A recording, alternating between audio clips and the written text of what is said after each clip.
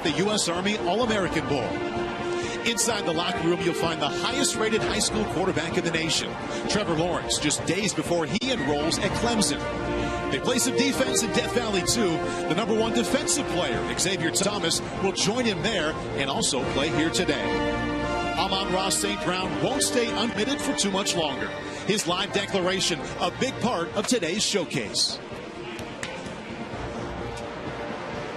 The U.S. Army All-American Bowl, an annual tradition for the nation's top-ranked high school football recruits. It's helped springboard the careers of many NFL stars, like Derrick Henry, Ezekiel Elliott, Andrew Luck, Christian McCaffrey, LaShawn McCoy, Adrian Peterson, and Odell Beckham Jr. Absolutely impossible what he just did.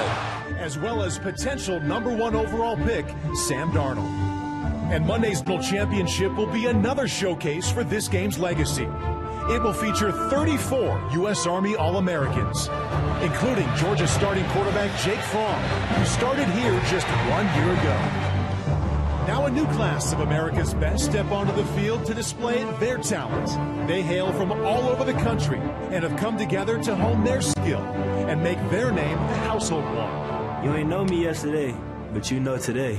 Grab your popcorn. You already know what time it is. This is my time, guys. My time. This is the U.S. Army All-American Bowl. Each one ready to step into the spotlight at the next level. And a select group will declare their college intention today. Don't touch that remote. Been waiting my whole life for this, baby. It's finally here. Today, I make my college declaration live on NBC. You don't want to miss it. I'm a warrior and a member of a team. I will never accept defeat. I will never quit. I am disciplined, physically and mentally tough. My name is Luke Matthews. Trevor Lawrence. Christophany David Murray. And I am a U.S. Army All-American. Inclement weather in many parts of the United States. Good day to come on inside, get comfortable on that couch. Watch the very best high school football has to offer. It's East versus West inside the Alamo Dome. And thank you for being with us. We are excited to kickstart what's going to be an incredible football viewing weekend. Think about it this way. The NFL playoffs begin today. The college football season ends on Monday. And for the next 3 hours on the field behind us, you'll get a little introduction to the stars you see on future Saturdays. And in some cases, some players that'll end up playing on Sundays. As is always the case, the signature portion of this game, a handful of players have decided to not sign last month in the early signing period in December. They didn't want to make a social media production of it, so they're going to do it the old-fashioned way. Live network TV, they'll let us know their intentions for their college football and also academic future. Looking forward to the company throughout this broadcast, Ross Tucker and Anthony Herron. And Ross, there's a very good reason that the lead up to this game felt a lot different than years past. Yeah, for the first time, there was an early signing period in late December. So 75% of these guys have already committed. The funny thing is, all that's really done is increase the intensity of the peer pressure on the guys that haven't picked a school yet. What I find so impressive about it is that this is still, even with the early signing period, the deepest class we've seen in our time calling the U.S. Army All-American Bowl. 6 of the top 7 players in the country are here. 39 of the top 50 came to San Antonio to compete against the best ball. You mentioned 6 of the top 7, so let's begin at the very top. The #1 player, the top quarterback in the nation, Trevor Lawrence, on his way to Clemson. The first thing you ought to know about him is senior year, 41 touchdowns, only 1 interception. Yeah, and Paul, he's not just the #1 quarterback this year. He's the best quarterback in about 10 years. He really can do it all. He's 6'6", but has excellent pocket presence, obviously a laser for him. I mean, look at that right there on the slant. But he can also make all the other throws. Watch, little pump and go, touch pass on the out and go, absolutely perfect. Meanwhile, his future Clemson teammate on the other side of the ball, Xavier Thomas, has been the most impressive defensive player this week. He already looks like a future NFL defensive end. He has been relentless. Our Marty Snyder has both future Tigers. Yeah, you think Dabo Swinney's excited for these guys to get to campus in Clemson? They'll be there tomorrow, as a matter of fact. Trevor, let's start with you. The #1 player in the country, you get invited to a lot of all-star games. What's the prestige of the U.S. Army All-American Bowl? I think this is really the only all-star game that really has a meaning behind it. So you get to play for the Army, and I represent them. I think that's awesome that we get a chance to do that. Xavier, let's talk with you. You both going to Clemson, as we've mentioned. How much bonding between teammates is going on, and how much recruiting is going on to get other guys to become Tigers? Well, there's a lot of bonding going on because we do a lot of off-field activities. So for example, we went bowling with the kids with autism. And there's just a lot of bonding activities that we got going on. And we also throw in a little recruiting pitches in so they can come to Clemson. Clemson got 4 #1 players from their state. That's the offensive and defensive future of the Tigers right there, Paul. Hey, Marty, thank you very much. Let's go to the West and the offensive future of USC at quarterback. Unique story for JT Daniels. He started this past season as a junior, class of 2019. Beginning of that year, thought, I played enough high school football. If I accelerate the academic load in the spring, I can be a senior. Well, here he is as a senior, getting ready to go to USC. Along with that accelerated load, an accelerated skill set. He was already the Gatorade Player of the Year in the entire country. He was the #1 player for 2019 before he reclassified. You see the skills here. Not necessarily a runner, but mobile enough to get outside the pocket, and he can spot throw the football. That, to me, is the part of the JT Daniels game that's beyond his years. And, of course, he's got that hand cannon attached to his right arm. He can gun it downtown to his high school teammate, Amon-Ra St. Brown. He's hoping that this player will also become a collegiate teammate of his as well. Amon-Ra standing by with our Lewis Johnson. And, boy, we are looking forward to this declaration later on today. Not right now. Amon-Ra, you said you came here to compete and show everybody what you could do. What has the week been like, and what are you hoping to show today on TV? It's been a long week. I'm excited to get it going. But I come out here to compete with the top guys. It's a lot of fun, you know, to go against the top guys, especially with pads on, because usually you go to camps, you don't have pads on. So this is the first time to go against the top guys with pads on. But no, it was a fun experience. Adidas put on a great show for us, and it was a lot of fun. You come from a very unique family. Your dad is a former Mr. Olympia. Your mom is from Germany. What has this cultural experience been like, and how has it helped you through the game of football and help you make this big decision as you move on later today? I mean, my dad is the reason why I'm here today. I give him all the credit. He's pushed me. He works me out. He does everything. But growing up in a different environment with my family, it really helped me throughout, I think, this whole thing, because I've seen a lot of things. I traveled the world, so I think it really helped me out. Good luck today. Look forward to the declaration later. Thank you. All right, Paul. His decision could impact the top 10 recruiting class. For more on that, let's go to 24/7's Director of Scouting, Barton Simmons.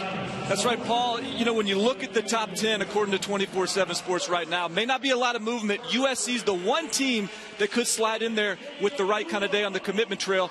But everybody right now is chasing the University of Georgia. Alabama's had 7 straight #1 recruiting classes, but Georgia really killed it in the early signing period. 7 commitments, 3 of them 5-star players. They're setting the pace heading towards February. I see Penn State sitting there at 4. Big jump up for them, and a big reason. Front 7-star, they're going to move around at linebacker. Number 23, Micah Parsons, has a personality to match his talent. Big part of our fun here in San Antonio this week. Micah Parsons. So put the hat on after, so you can say, you're with the hat on again, we say. Okay. Colin McMichael, I'm a quarterback. I'm committed to Clemson University.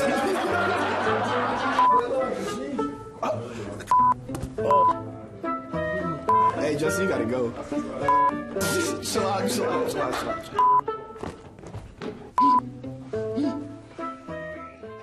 We take a look at the East offense here first. Some notable offensive alumni from this game into the NFL. Andrew Luck, first overall pick.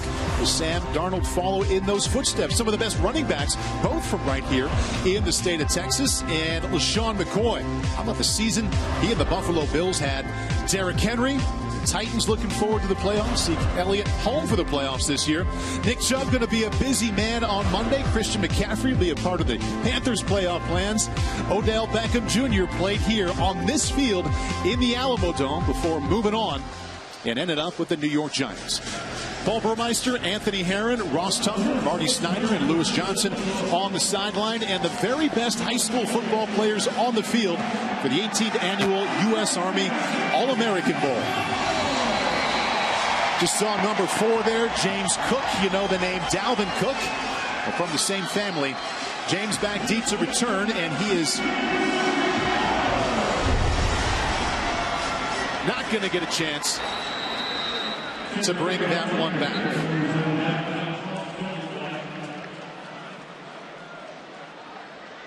And take a look at the rules for the All-American Bowl. Only 12-minute quarters. Defense awfully limited what they can do. You see what the defense plays here from a scheme standpoint.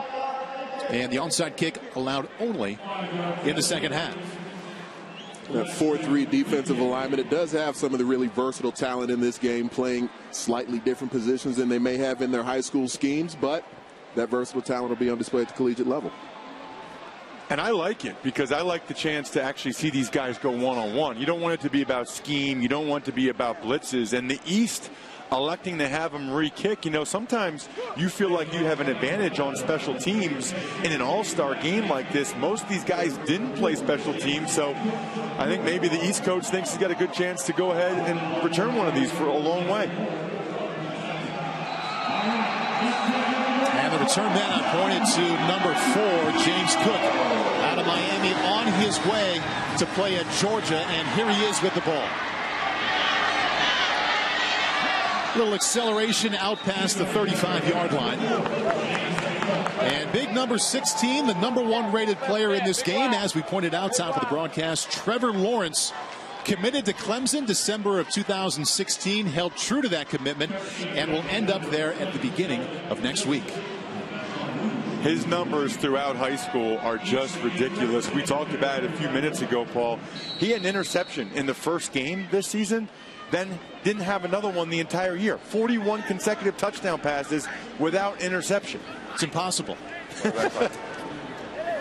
33. As you can hear, the quarterbacks are mic'd up. Let's go. Take a listen to them throughout the afternoon. Lawrence keeps it himself, keeps his feet, and gets just enough for an East first down. We know about his arm. There's a little look at the mobility. It's interesting, too, because he can run, but that's not a big part of his game in high school in Cartersville. But you know Clemson likes their quarterback to be able to do this, tuck it away, and run a little bit. I think the East coaching staff, led by Chad Greer, he's trying to slow down that West pass rush with a quarterback draw on first down. Like what he said about Clemson and Dabo Swinney. He said it was just a culture that I wanted to be a part of. Looking deep down the sideline. And has that one intercepted. This is Jaden Woodby, defensive back on his way to Florida State. And inside of East territory. So I guess that's 2 interceptions for Trevor Lawrence this year. I think we just jinxed him. They do have a penalty marker there. We'll check in with the flag. The first pass of the game, Trevor Lawrence intercepted.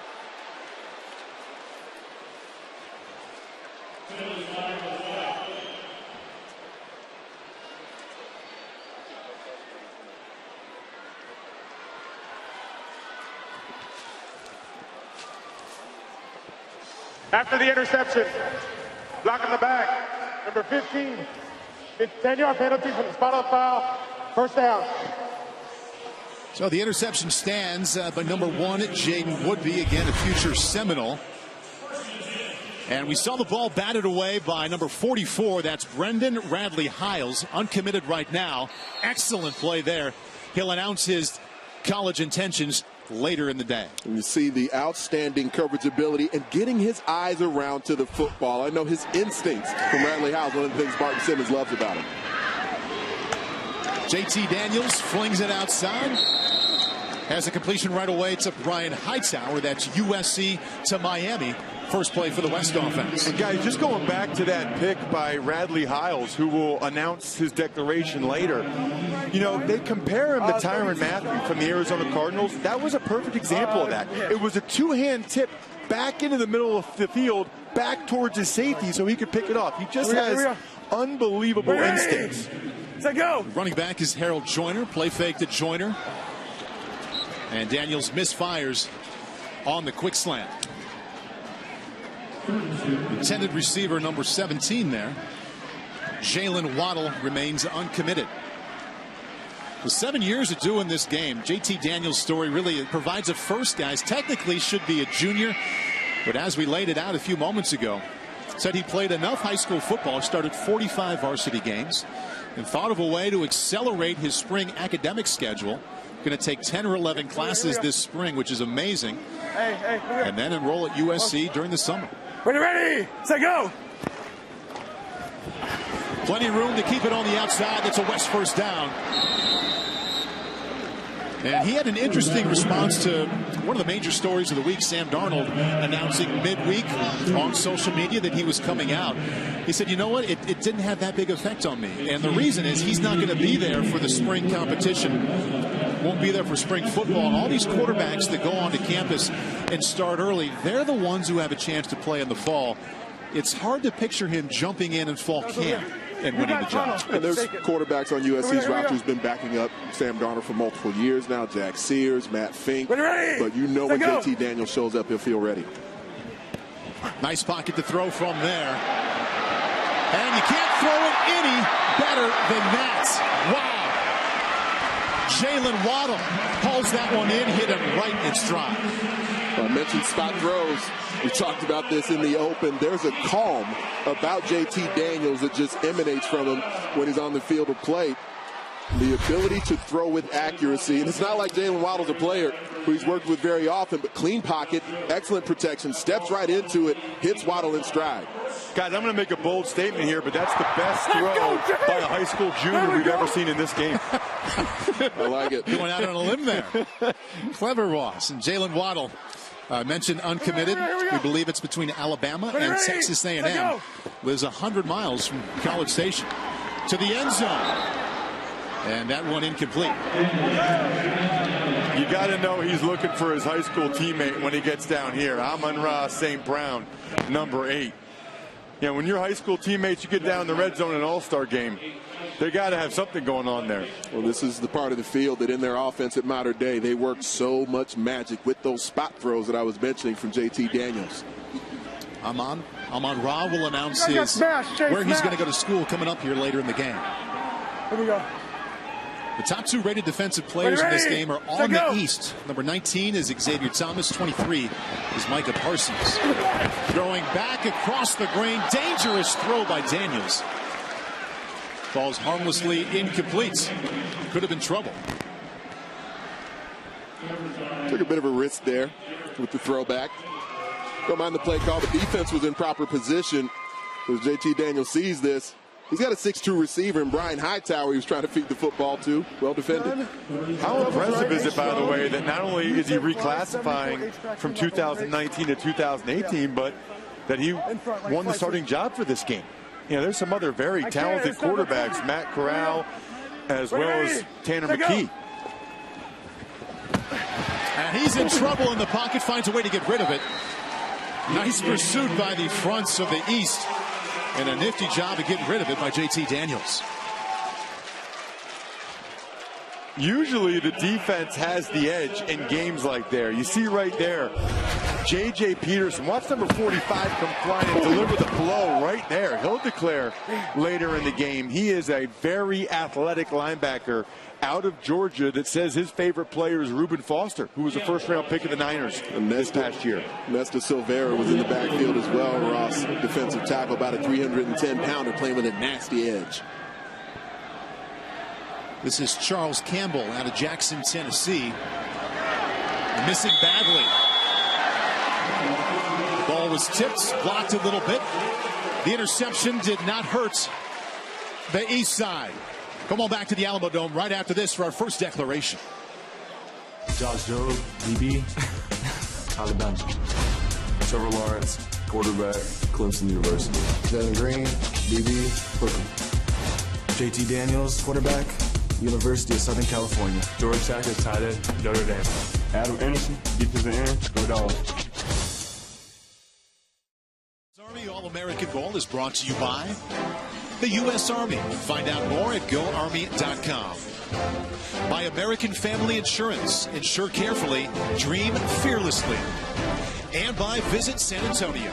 Plan your trip at visitsanantonio.com. And for some U.S. Army All-Americans, putting on the Army colors has a deeper meaning.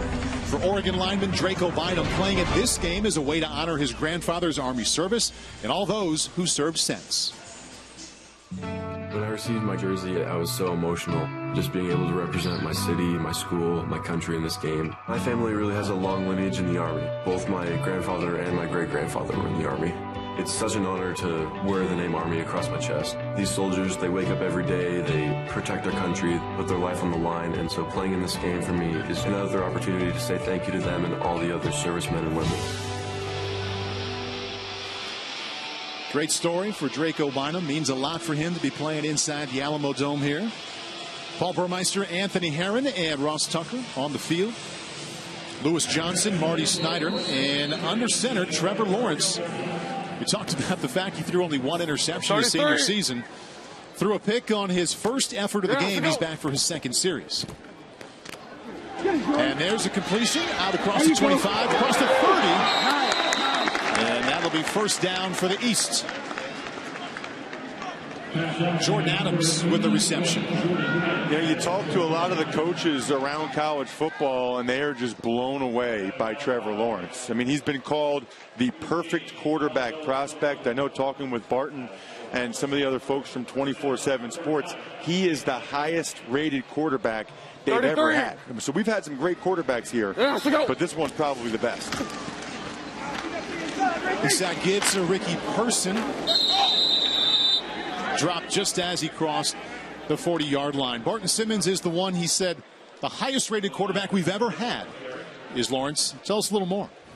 Yeah, Paul, I mean, if you look on paper, it doesn't get much better. He's 51-3 as a starter. He's been starting since his freshman year, 3,000 yards every season. He's almost impeccable from that standpoint, but he's also got the size, he's got the ability, and you know, Ross alluded to it before the game. You watch the way he throws it. He's 6'6". He delivers the ball like he's 6'1". You know, he's just got some special traits both on the field and off. And to top it all off, Paul, he's got great hair. I mean, great hair. Look at that. Depends on how you look at him. Take a look. He broke all of Deshaun Watson's record in high school, throwing for over 13,000 yards, 161 passing touchdowns. And he's also shown something a lot of these quarterbacks we've seen recently in this game, not afraid of walking into a lot of competition. Top quarterback in last year's game, Hunter Johnson, just one class ahead of him at Clemson. 22. Now, let's go. Steps up, already kept it for one first down. Out near another first, right at the midfield stripe. Looks like he'll have just enough for a first down. And what I enjoyed in talking to Trevor Lawrence is that so many people want to compare him to Deshaun Watson. He's bigger than Watson ever would think of being at 6'6" and already 210 pounds. Very mobile, but he doesn't necessarily shy away from it. He does say, though, I'm a different quarterback. I'm a different person. I don't necessarily need that comparison to fuel me. 33. Let's go. Couple of wideouts to his left, two to his right, comes back to his left side. That's his second interception of the game. On two possessions, has thrown more INTs today than he did his entire senior season. You see the look on his face right there. A nice job by Caden Stearns to pick that off, but Lawrence just not on the same page with his receiver right there. Caden Stearns, defensive back on his way to Texas. Talented defensive back class on their way to Austin. Stearns gets his day started off right. Little sigh from Trevor Lawrence. In the country, one of America's #1 quarterbacks, JT Daniels, and one of the best playmaking wide receivers in the country, Amon-Ra St. Brown. JT, you guys have worked this back shoulder throw to perfection in the red zone. What's the target area you're trying to hit? What are you looking for? So as long as the defender's even or ahead of Amon, I'm just putting it on his right shoulder. You make it sound so easy. Let's show it to him then. You get in position. We'll go on your set, go. I will see what I can do with Mr. St. Brown over here in coverage. So go.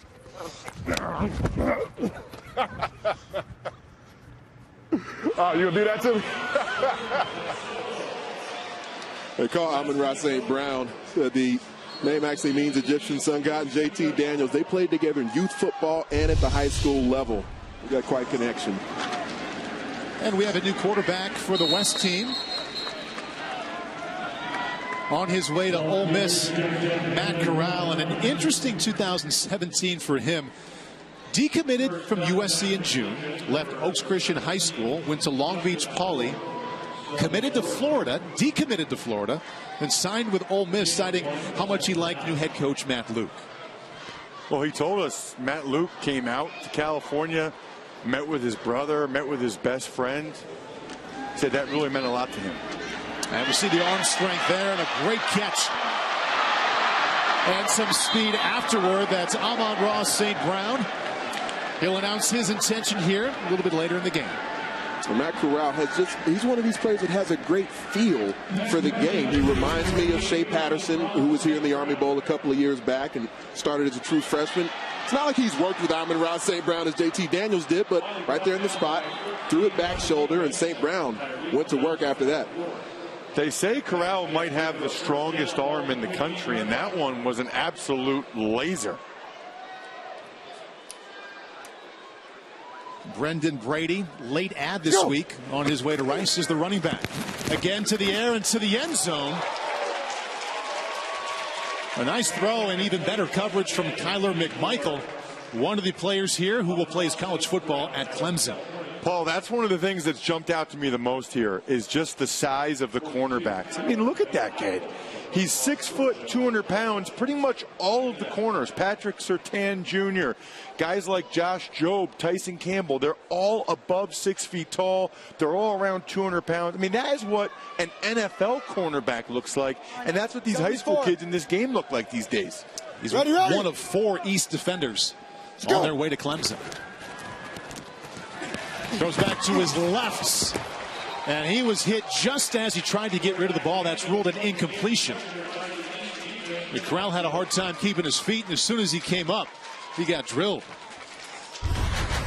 It's actually been a decent job of pass protection so far by the West. Usually the defense has the clear advantage because these offensive linemen aren't used to pass blocking edge rushers like that. Eventually, Justin Maskell was able to get to Corral.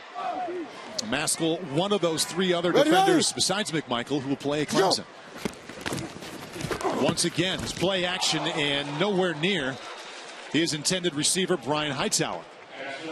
That's an example where you see the timing just from kind of a brief week of practice. They were trying to execute the tunnel screen, one receiver on the inside coming out to block, outside receiver coming in to receive. But when your defense is in that press position, like we've seen from the East so far, it can be difficult to execute that timing. And Charles Campbell going to get a chance right away to redeem himself after his first one missed. Pulled it to the left, was also tipped at the line. And this one from 32 yards out. And Campbell sneaks that one just inside the left upright. So we have 3 points to go along with a couple of interceptions already thrown. J.J. Peterson will be our first declaration. Will he stay home in Georgia, or will it be Alabama or Tennessee?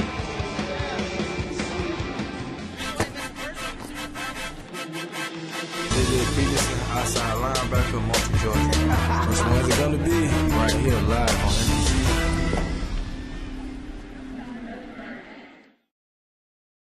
County High School in Georgia, ready to tell us what's next. Here's Marty Snyder. And Paul, JJ is the number 6 ranked linebacker in the country, and his grandmother Lucille is here. Grandfather Leo is here as well, and lots of friends and family here too to tell us where he's going to go to school. We know it's going to be the SEC. Is it going to be Georgia, Tennessee, or Alabama? JJ, where's it going to be? It's going to be Tennessee Vols. Tennessee, what a big pickup for Jeremy Pruitt 1 month into the job. So why Tennessee at the end of the day? You felt at home at Tennessee? Yes, sir. You told me I'm a very humble kid. Obviously, you're a quiet kid, but you said I'm a different person when I put on the pads. What are you going to bring to Knoxville? Everything. All right, there he goes. He's going to Tennessee. Jeremy Pruitt, 1 month into the job. Doesn't talk a lot, does he, Paul? But he's going to bring some talent to Knoxville. Got a lot of game. Going to bring everything. He told us, just give me a chance. I'll play inside or outside. We can't wait to get there. J.J. Peterson is about that action. No doubt about it. Oh, he already has a big hit on the quarterback in this game. He told us he's got 2 of his teammates from his high school already go to the University of Tennessee, and that clearly, when we spoke with him on Thursday, had a big impact on his decision. That and Jeremy Pruitt going to Tennessee. James Cook, running back out of Miami, who will play at Georgia, has the ball. Brought down just as he got to the 30. For more on J.J. Peterson's decision to go to Tennessee, here's Parson Simmons. Well, Paul, I think, he said it best. He's not about a lot of talk. He's about action. And that's really what Jeremy Pruitt is as well, and what he's trying to bring to Tennessee, some accountability, some toughness. And this is a kid that I think brings that to the locker room. I talked to him about, why are you making this decision at this point in the process? You know what he said? He said, I'm tired of people calling during my workouts. They're disturbing my weightlifting. That's the kind of attitude that Jeremy Pruitt has to bring. And by the way, this kid's coach, Russ Probst, who Jeremy Pruitt coached under in high school at Hoover High School before he hit the college ranks. And Barton, hang in there for just 1 second here. New quarterback is Jaron Williams. Coming back at you on Tennessee, a lot of turnover. Always talking about that this time of year. 12 coaches leaving of the Power 5 conference schools. What kind of influence is Jeremy Pruitt having so far? I'd say he's had the biggest influence of any of the new coaches. 56 in the country in the 24/7 Sports recruiting rankings when Jeremy Pruitt took over. That was their low point. Now they're up to 16th. He's done an outstanding job really bringing in talent, winning some big recruiting battles. And again, I think this one, getting a guy out of South Georgia who Alabama also wanted, says a lot about what he's going to bring to the table. All right, Barton, thank you very much. Around the right side there, that's Rondale Moore. He'll announce his declaration a little bit later today. You watch J.J. Peterson's high school highlight video, and it is so impressive. I mean, he can play outside linebacker or inside linebacker. You'll see the big hit on J.T. Daniels there. He's already been flying around. But you watch his highlight video, he returns kickoffs and punts for touchdowns. Like, that's the kind of athlete he is. And you see him out there. He loves to fly around. Look, if you tell me that your favorite player is Reuben Foster, that's all I need to know. That guy is a heat-seeking missile, and Peterson wants to be just like him. I mentioned the new quarterback, number 12, is Jaron Williams. Plays college football. Miami stepping up, moving out to his left. Little mobility as he looks for that first down across the 50-yard line. And a back-and-forth dramatic recruiting process for Williams. Started with Kentucky. They were the first ones, he said, to take him in and treat him like part of the family. We watch him with his wheels here around the left side. So he was offered there his sophomore season. He committed and then decommitted 2 different times. Turning point in his process in November, Mark Richt called, said he wanted to come visit. By the way, this was just after he threw 7 touchdown passes last game of his senior year. And that visit happened to be for Miami's home game against Notre Dame. He said he couldn't ignore the environment, wanted to be a part of it. Got to the airport on Sunday, called Mark Stoops and apologized, but said, I'm going to be a Miami Hurricane. Safe to assume no coincidence. After the 7 TD game, he heard from Coach Richt again. Maybe a little bit. And how about just the fact so many of these quarterbacks are from Georgia? I mean, Jaron Williams is from Georgia. Trevor Lawrence is from Georgia. Certainly Justin Fields, who's one of the top quarterbacks in the country, he's actually going to Georgia. But the high school quarterbacks in the state of Georgia this year, it's insane. Yeah, 4th down and 1. There we see on the sideline Trevor Lawrence, his day off to a tough start. A couple of interceptions. He cheers on the offense now, led by Jaron Williams. Here we go, here we go, here we go. 33. Now, let's go. And Williams with the inside give to James Cook. Out of Miami, on his way to Athens to play for the Bulldogs, has a first down. And Ross, you mentioned all the quarterback talent out of the state of Georgia, of course, on this field last year. Jake Fromm, starting in the national championship game as a true freshman. Ended up beating out Jacob Eason, who was here the year before that as the #1 quarterback in the country. So the state of Georgia, the University of Georgia, it's becoming a quarterback hotbed. Yeah, it doesn't really surprise me at all based on how Jake Fromm handled himself here last year. I mean, he was the leader and the captain of the East from day one. He's just that type of kid. An amazing Jake Fromm playing right here just a year ago. Monday night, lead his team looking for a national championship against Alabama. Williams keeps it, and he's brought down at the 41-yard line.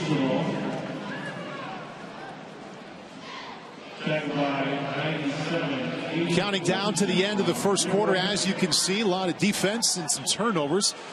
2 interceptions provided by the West team to go along with 1 field goal. We head to the second, 3-0. 1 declaration in the books.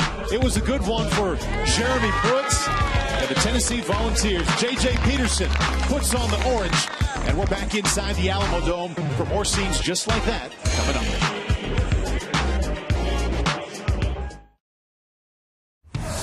The U.S. Army All-American Bowl has been around for nearly 2 decades. It started back in 2000. Today's version is the 18th. Each year, it produces NFL draft picks and first-rounders like Christian McCaffrey to Carolina last year and Sam Darnold this coming spring. Heisman Trophy winners played here. Derrick Henry claimed the prize in 2015. For more on this event, here's Chairman and CEO of All-American Games, Doug Berman. The All-American Bowl is the premier high school sporting event in the nation. It celebrates the uniting spirit that Friday Night Lights means in communities all across America. A testament to this program is that over 60 All-Americans played in last weekend's college football playoff games, and nearly 40 band alumni are or are soon to be officers in the United States Army. In its 18th year, our event is stronger than ever, and as always, we are proud to be working with our title sponsor, the U.S. Army. There's so many different ways to highlight the kind of talent we see every January here in San Antonio, but guys, I think the most recent one, Monday night, Alabama and Georgia, 34 of their players played right here. It's unbelievable. Jaron Williams stepping up in the pocket, and he goes down. Williams sacked by Aiden Hutchinson, who plays college football at Michigan. Here's what's coming up on Monday nights. Georgia on the left, Alabama on the right. And the alumni of the U.S. Army All-American Bowl, led by Jake Fromm again. Just 1 year ago, he was playing in this game. Looking the QB depth, see Nick Chubb and Sony Michel, both the duo at running back, but then also DeAndre Swift, who's really burst onto the scene with them for a three-headed monster in the backfield. Hey, got to look at him last year out of the city of Philadelphia. Yeah, I remember DeAndre Swift and Jake Fromm saying, we want to be the class that gets Georgia over the hump. And they've kind of done that right away, year one. Delay a game. Go over the offense. 5 yards. Still third down. And we all saw Jake Fromm's maturity last year. We spent time meeting with him. I remember going down to the field and watching him just to watch the ball come out of their hands. His footwork and his balance of the 6 quarterbacks here last year I thought was the best. And we see that show up on Saturdays, and now we'll see if it shows up on Monday. Not just a mature kid. Not just a kid who could throw. I thought he had excellent balance and footwork. Got a good glimpse of that last year. Incomplete from Jaron Williams.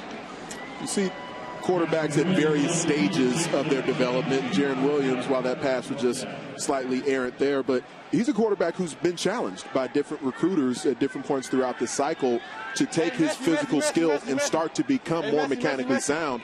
He told us he loved the fact that he was challenged by some of those recruiters to continue to get better at the game. Also told us a fun story when he was at Georgia camp, 10 years old. Mark Richt moved him up to throw with the older group led by Aaron Murray, who would graduate from Georgia eventually as the SEC's all-time leading passer. Timeout. West. Jaron Williams going to talk it over on the sideline. The East team looking for its first points. More football, more declarations coming up.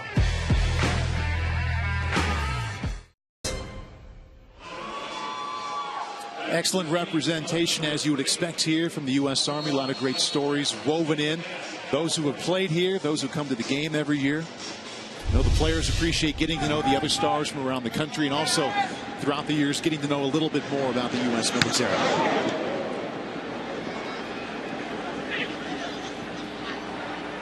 And that'll be a touchback. And we are due for one more break before we see the West offense come out again. Second quarter, U.S. Army All-American Bowl. Come on back with us. Ron Vincent, I play defensive tackle. Tommy Togiak, defensive tackle. Dallas Garrett, linebacker. Backside, offensive tackle. Terry Johnson, defensive back. Jalen Gill, running back. Jeremy Ruckert, tight end. The Ohio State University. Go Bucks! Brian Hightower, wide receiver. J Dub, I play quarterback. Mark Pope, I play receiver. That's Jay Silver, defensive tackle. Lorenzo Lingard, running back. The youth.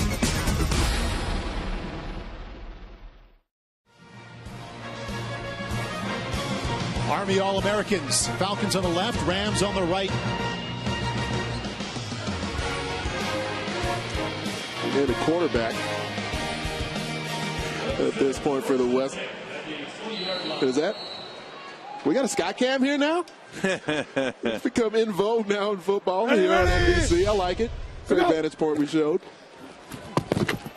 And a new quarterback. It's amazingly through the hands of two separate West receivers there. And a new quarterback, number 14, is Tanner McKee, the only uncommitted quarterback in this game.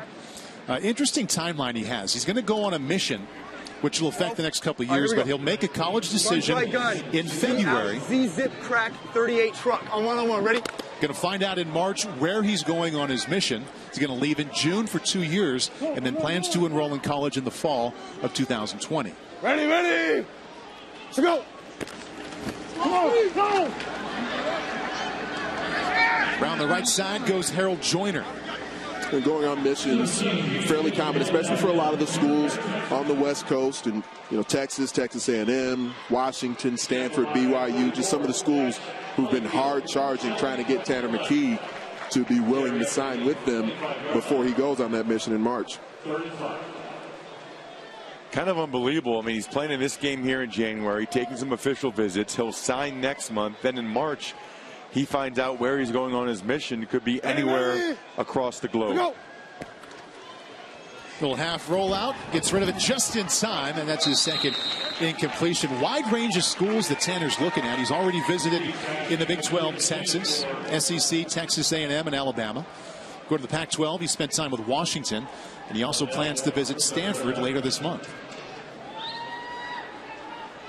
Spends a lot of time working with the Eagle Scouts, cleaning up parks. Going to be a very different experience as he potentially travels the globe, depending on where the location is he gets sent on his mission.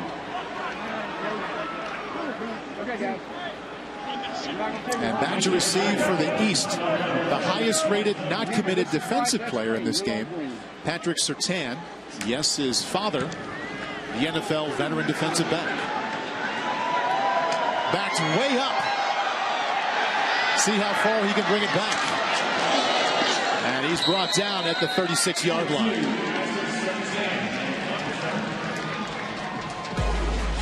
West offense already with a 3-0 lead, back on the field. Another declaration coming up here in this quarter as well. The U.S. Army. Find out more at GoArmy.com. And by Football University, where football players become better. Visit footballuniversity.org. Taking a look now at some of the famous faces you recognize that have appeared here in the U.S. Army All-American Bowl over the years. Sam Darnold, just here in 2015, he's going to be a big part, perhaps the lead part of the conversation, heading into the upcoming drafts. New quarterback here for the East Side, Phil Jurkovec, out of Gibsonia, Pennsylvania, has been committed to Notre Dame since his sophomore year. And let's go down to Lewis Johnson for the presentation of the American Family Insurance Band Family Award. All right, Paul, thanks very much. This is an award that recognizes members who contribute to the dream of becoming an All-American. And I'm here with the Romney family, and this is Chandler, who's a trumpet player. He'll be performing at halftime. And Chandler, what has it meant for you to be a part of this Army All-American Bowl band that will be performing shortly? It's a really humbling experience. I've enjoyed it a lot, and to get to perform with some of the best in the country is really, really just fun. There's no other word for it. All right, and Dad, your family is being recognized for your really tremendous efforts. All 5 of your kids have played musical instruments. Why the musical commitment to your family? Well, we believe that music is a really important part of education and their development, and also we just believe in supporting what our kids are interested in, and they've been interested in music. It's been pretty cool. Well, congratulations to all of you guys, and this is a beautiful trophy you get to take home. I'm assuming that Mom and Dad will hold on to this while you go to college, right? All right, guys, congratulations. This is our American Family Insurance Band Family of the Year. Congrats, Paul. Lewis, thank you very much. I'm sure they'll find a spot to keep that warm and safe. They have a lot of space. I love bands, by the way. Yeah? Yeah, you think about it? No, seriously. Do you play the instruments? No, but I mean, when you play high school football or college football, it's part of what makes the experience so cool. It's one thing that sometimes I feel like it's missing from the NFL. The bands really increase the energy. Future Fighting Irish quarterback Phil Jurkovec in trouble and goes down at the 10. Outstanding pass rush led by Ronnie Perkins on his way to Oklahoma. See it from the vertical look here. Sky Cam, Ronnie Perkins starts with the inside move, able to dip that shoulder and then finish towards the QB. Several defenders in the backfield, and Jurkovec, as mobile as he is, he just didn't have enough help from his offensive line. Jurkovec's a great athlete. I've seen him play in the state championship in Pennsylvania, both in football and in basketball. He usually can make the first guy miss. He's not going to be able to make 3 or 4 of these guys miss. Got up to the bottom of that pile, had to readjust his face mask. A lot different than the high school basketball season he's been excelling in these winter months.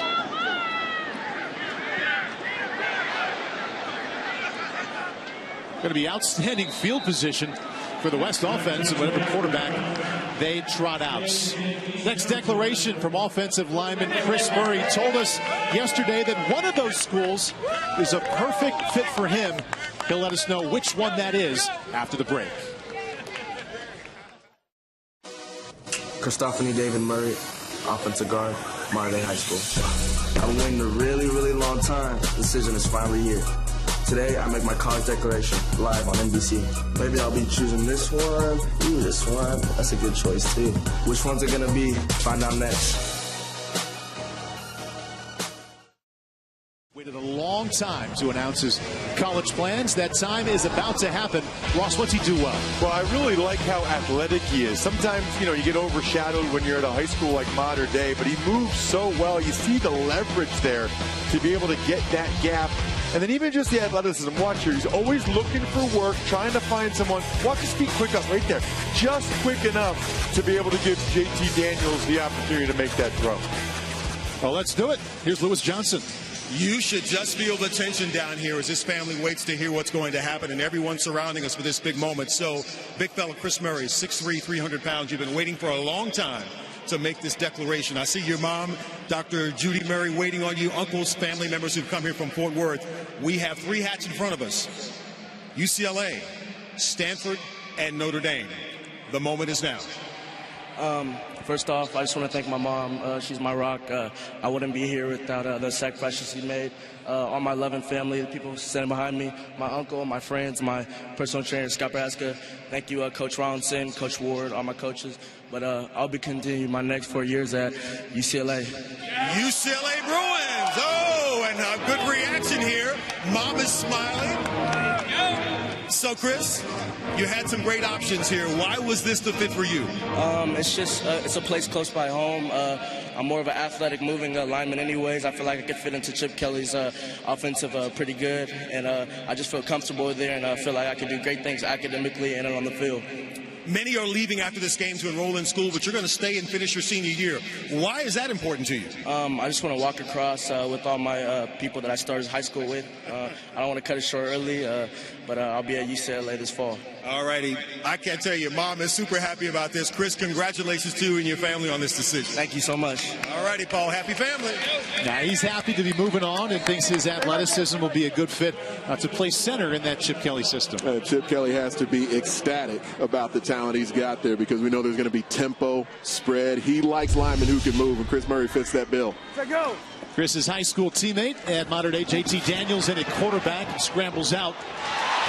And he's intercepted. Third interception we've seen in this game. 2 from Trevor Lawrence, and now 1 from JT Daniels. It's intercepted by Jalen Armour-Davis, who's going to Alabama. Yet another one of these big defensive backs. He's 6'1", 180 from Mobile, Alabama. And what happens is these quarterbacks are under duress more than they're used to. They're not as familiar with the receivers as they are in high school. And they're going against the best defensive backs in the country with uncommon length and athleticism. The ball just kind of tailed inside on JT Daniels there a bit more because he delayed, hesitated for a moment after the pass rush got home. Jalen Armour-Davis, as I mentioned, on his way to Alabama. Barton Simmons, come on back in here. And we're used to seeing Alabama at number 1. I think it's been 7 years in a row.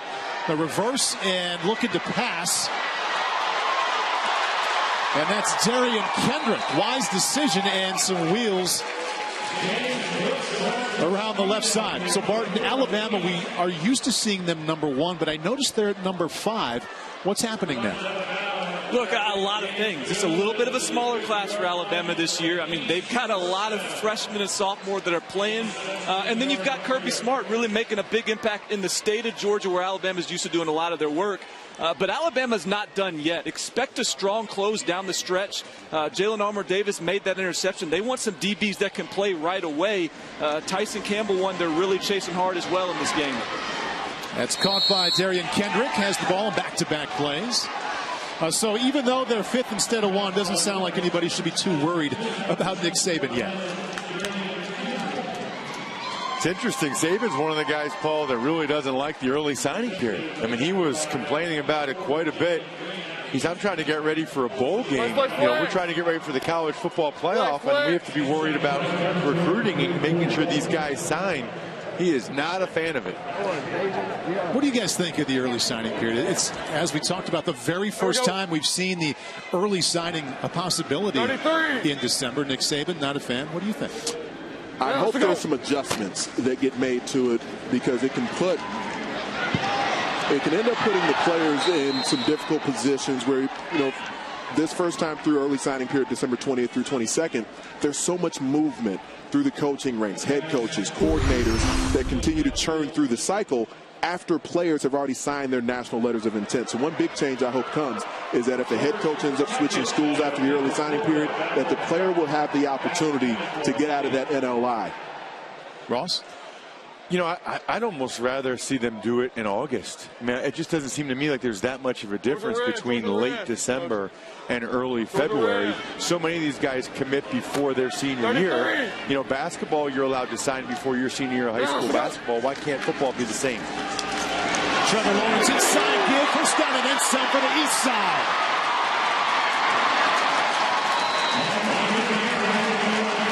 Sprinting free, Ricky Parson, who plays college football at North Carolina State.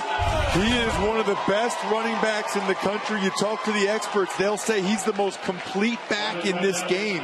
And what a get he is for NC State. Watch the stop-start quickness here.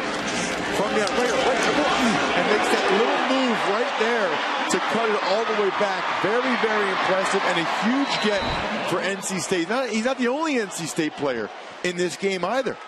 His future teammate Aleem McNeil's in here as well, which tells you NC State's recruiting better than they have in a while. A couple of defenders on their way to Raleigh.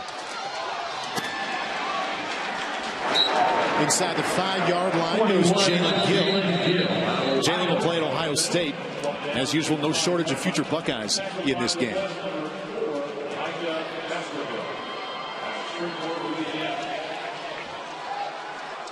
We'll see if Trevor Lawrence, #1 rated player in this game, the highest rated quarterback we've ever had, will play at Clemson, and he'll actually go there tomorrow.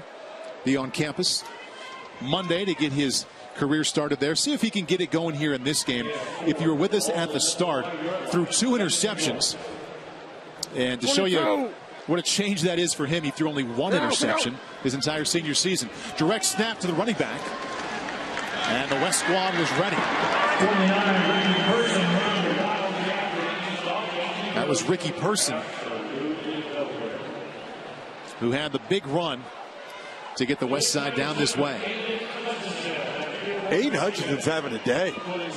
Future Michigan Wolverine defensive end. That's at least the 3rd or 4th play in the backfield he's made. He's been impressive. On his way to Michigan, his father Chris also played in Michigan.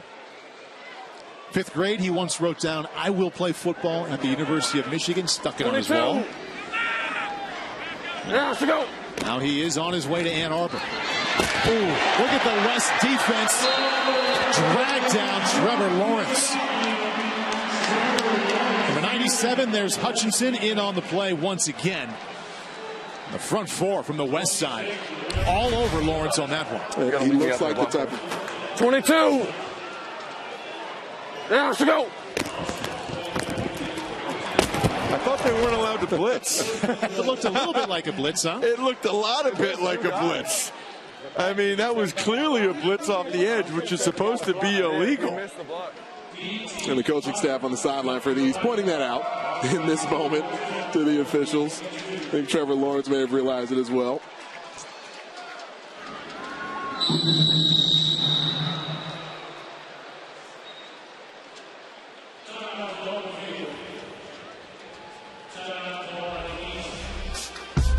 Just had our second declaration. Nice afternoon for Hutchinson on his way to Michigan. Maybe he'll meet in the Rose Bowl someday against that future Bruin. Chris Murray, all smiles, on his way to Westwood. George Sackers, tight end. Shane Simon, linebacker. Jason Adamalola, defensive tackle. Phil Jakovic, quarterback, Notre Dame. Go Irish. Trevor Lawrence, quarterback. Deion Kendrick, wide receiver. Josh Belt, defensive tackle. BT Potter, kicker. Justin Maskell, defensive end. Jackson Carmen, offensive tackle. Xavier Thomas, defensive end. Colin McMichael, I'm a cornerback, committed to Clemson University.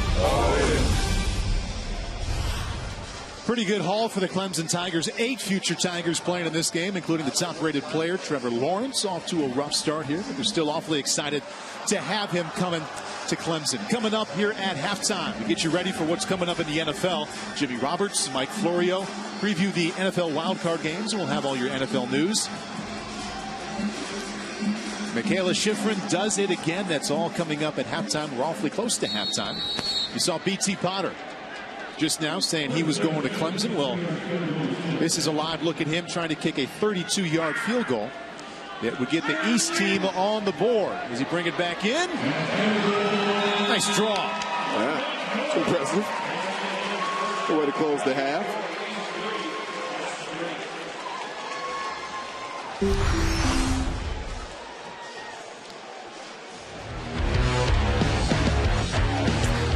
Two quarters in the books, also 2 declarations. We now know J.J. Peterson will play at Tennessee and Chris Murray on his way to UCLA.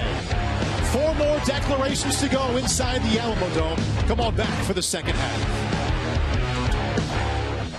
This is the first of many welcomes that you'll hear throughout the week. You're not just here because you're a good football player. You're here because of your character.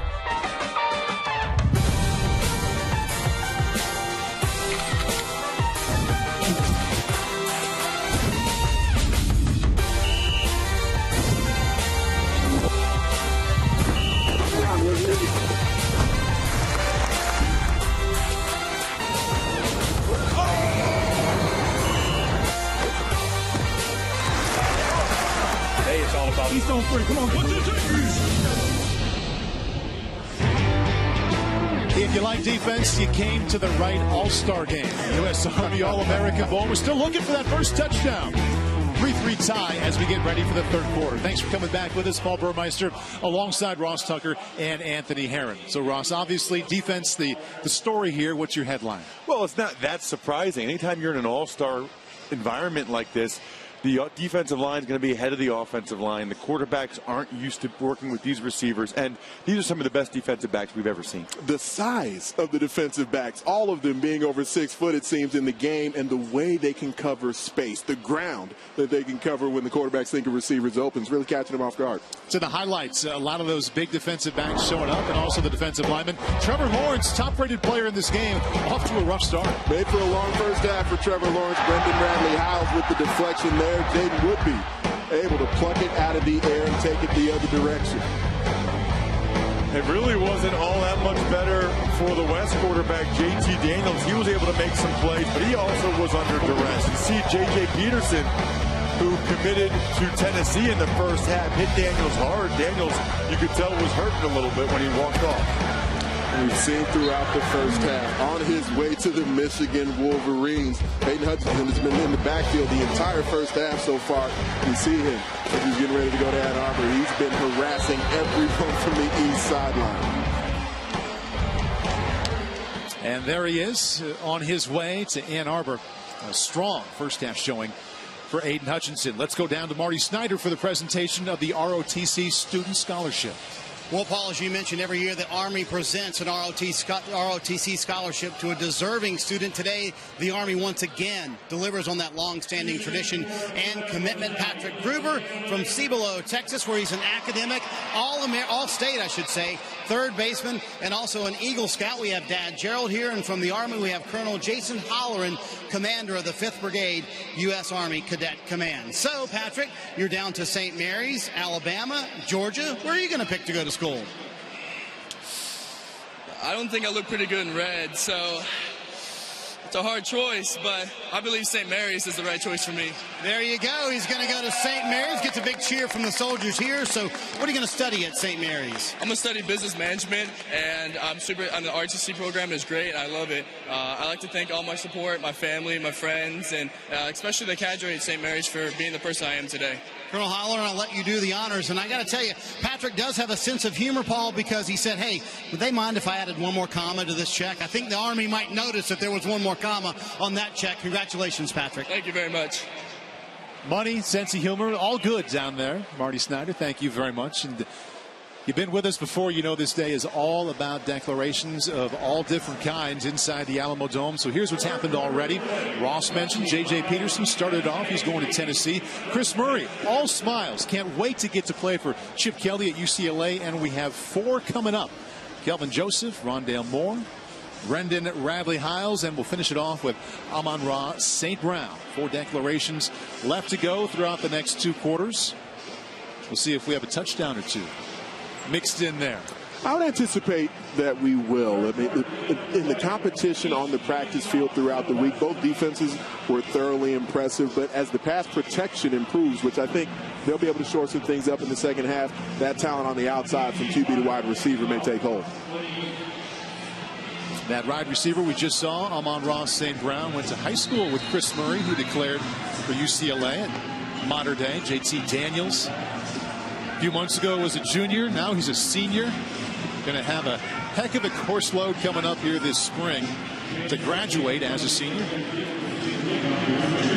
End up in downtown Los Angeles at USC. And here we go, second half underway. Jalen Green brings it out on his way to Ohio State. Martin Simmons is the director of 24/7 Sports. There's a new number 1 at the top of your top 10, and it is the Georgia Bulldogs. How'd they get there?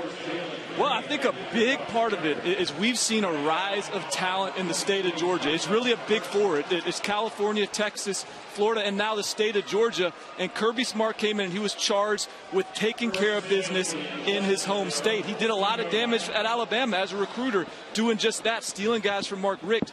And remarkably, he's done it. He has come in and really dominated the state. I think that's why we're seeing this move up in the rankings this year. That's why they're number 1 right now. And really, I think that's why they finished number 1 in this cycle. Nick Saban and Alabama all of a sudden have some really legitimate competition on the recruiting trail. Matt Corral going to Ole Miss at quarterback, and Barton coming right back to you.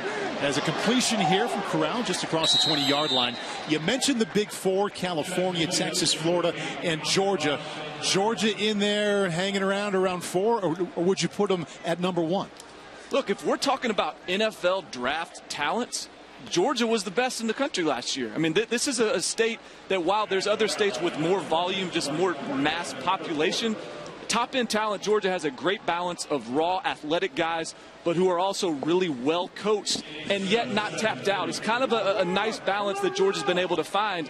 I think that's a big reason why so many good players are coming out of that state. Let's go. Penalty marker down. We'll also tie into what's coming up tonight. For 73 of the offense. 5 yards. Still second down. On NBC, Sean McVay, head coach, young head coach for the Rams. High school quarterback out of the state of Georgia. Anthony, go ahead. One of the things, and I lived in Atlanta for several years, that you've seen over the past decade in the state of Georgia, not just the physical talent of the players themselves, but Barton kind of touched on it there. They're being coached at a much higher level. It's becoming an athletic hotbed for folks who will train some of these players, quarterbacks, wide receivers, defensive linemen, on the skills earlier in their lives. Let's go. A sweep to the right side. And a nice play defensively for the East team. That's Dax Hollifield, linebacker out of Shelby, North Carolina. He's going to choose at some point this winter between Stanford, North Carolina, and Virginia Tech. I'd say Holyfield might be the surest tackler of anyone that I've evaluated with his film this week, because once he makes contact with a ball carrier, they may not even go backwards every single time. He's not the biggest thumper in the game, but you rarely see him missing tackles. He definitely is a little more filled out than some of these other linebackers, and you can just tell he's got the instincts to be able to key and diagnose things quickly. 3rd down and 10. We'll see what Matt Corral has, looking for the corner routes, and just overthrows his intended receiver, Jalen Waddle. uncommitted wide receiver out of Bel Air, Texas. Waddle's gotten open a lot today. I mean, Waddle's been one of the offensive stars. Even though he didn't catch that one, he's been getting open left and right as Corral says hello to Nesta Silvera. Nesta Silvera, defensive lineman on his way to Miami.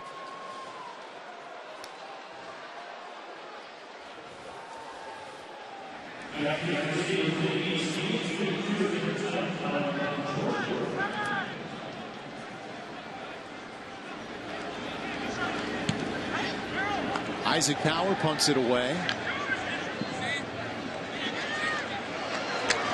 And the east side will begin exactly at midfield. We talked about Georgia ranked #1 this year, the top recruiting class. Big night coming up for the Bulldogs Monday, and a handful of the alumni of this game. American Bowl is brought to you by American Family Insurance. Insure carefully, dream fearlessly. And by Football University, where football players become better. Visit footballuniversity.org. Take a look there at the U.S. Army All-American Marching Band, comprised of 125 senior marching band members from across the country, and has an average GPA of 3.75. Wow. I can tell you the average GPA of the booth here is not 3.75, unless you two guys have over 4.0. Ross Tucker-ish? Ross Tucker-esque? No, with that? No, definitely not. But look at that. I mean, not only do we have the best football players in the country, we got the best band members in the country. I thought we were going to have a kinship on the band thing because I was in the marching band as a youth, playing the trombone. I had no musical ability whatsoever. None. Love to see Trevor Lawrence get it going here, and that's not a good start. Rough first half, he threw 2 interceptions and puts the ball on the turf right there. He did recover it. One of the things I really liked talking to Trevor Lawrence on Thursday was that when we asked him about his favorite player, he said Peyton Manning. You know, he's actually born in Knoxville and growing up was actually a UT fan. But anytime a quarterback says that they like Peyton Manning, I like to hear that as a former offensive lineman because that tells you they understand preparation, getting the ball out quickly, you know, the things, really the mental side of the game. He's under duress there from Michael Thompson and Tommy Togiai. There you go, give him the screen. An excellent job of pursuit and the tackle by the West defense. And with the catch there for the East, Jalen Gill, he'll play at Ohio State. The speed on the field today is impeccable because it looked like there was going to be an opportunity to turn the corner. But then I believe it was Deshaun White able to chase him down. Steelers red. Yeah. Steelers red. Here we go. 33. Anybody got a good call? 3rd down and 18. See what they come up with here. Looking to get rid of it deep back across his body. Good arm strength, but not a lot of accuracy. And we do have a penalty marker down. Yeah. End of the defense. 15 yards in the previous spot, automatic. First down. And Ross, one of your favorite names in the game, Pala'ia Noote. He was coming from that inside linebacker position, tracing the very mobile Trevor Lawrence outside the pocket. Noote did what I've done a time or two in my day. When you're close enough to the QB, even when the ball's gone, you want to just let him know you're there, make him feel you. And that is what his tape looked like. That kid has unbelievable instincts and is a tremendous striker. And not only this, how about the fact that EA, they call him EA, his dad, uncle, and grandfather, all Army Rangers. Wow. I mean, talk about having something to live up to. Here we go. Good place for all him. Army Rangers. Playing in this game, top 15 player overall, 33. #1 inside linebacker. Committed to SC in February, held true on his way to be a Trojan. Jalen Gill again. And once again, the front 7 for the West is there. Number 19, Ron Tatum. You saw him getting up from the pile. Made a play earlier. He'll be an Oklahoma Sooner. One of the players who decommitted from Texas back in June. He plays with a lot of power at the point of attack. He looks to me like there's a potential he could develop into an interior lineman, but right now very effective and powerful off the edge. Was actually Lincoln Riley's first official commitment as a head coach. Yeah, if you're 270 in high school at the end, you're probably going to move inside. Lawrence sees an opening there and has enough for a first down for the East team. We'll see if that can springboard him to a better second half than first. Said he's going to Clemson tomorrow. No classes Monday or Tuesday, so he's going to go to the complex. Look for somebody to play catch with and probably get in a couple of workouts too. You know, as a kid from Georgia, he said Georgia probably would have been his second choice, but he just loved the culture and the environment when he went to Clemson. He said it's a lot of positive people that are going to be good influences on me. And players describe it in different ways. Some say they like the fit. Others say it felt like home right away. But a lot of them come back to that theme that as soon as they got on campus, just felt like a place they'd be happy. A quick completion for Lawrence. We do have a flag down, likely for a face mask. We may get a touchdown out of these penalties, the way this drive's going so far. It's Rondale Moore. He'll announce his college plans here later in the second half.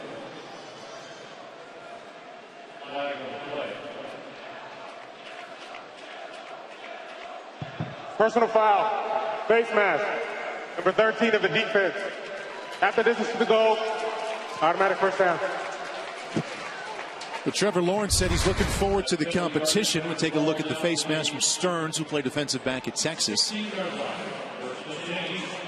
How firm do you think Kelly Bryant's grip is on that starting job? I would say it has to be pretty good. He led his team to the college football playoff. I would agree. The passing attack of Clemson didn't grow this season in the way that it did in the previous QBs, but the way they play defense and even the talent on the field today defensively. Trevor Lawrence thought he had the free 5 yards. And the inside give. Nice play. And there is the first touchdown of the game. James Cook, future Georgia Bulldog. Well, the skill position talent from the East approaching the military, showing their appreciation. Let's go. They originally thought that there was a jump there. Trevor Lawrence is clapping. He thought he wanted a free 5 yards. Why get a free 5 yards when you can get an easy 6 points? And James Cook, even back when he was in 8th grade, we saw him on NBC Sports Network playing in the 8th grade national championship game just 4 years ago, looking like his older brother Dalvin. That's right. Was there with you. Naples, Florida. Yeah. FBU national championship. Kind of interesting to me anytime, you know, a younger brother doesn't follow in his older brother's footsteps. You know, they're all unique individuals, but Dalvin had so much success at Florida State. B.T. Potter up and in. Oh, if they only had talents at running backs at Georgia, the Bulldogs might be okay, right? We'll see if they can find a way to get him the ball next fall. Well, thank you very much, James Cook. First touchdown that goes up into the stands. He fired the ball up there prior to that. Coming up next, we just had a touchdown. Things are good here. How about a declaration? Kelvin Joseph, a one-time LSU commit. Tigers in his future once again. Find out when we come back.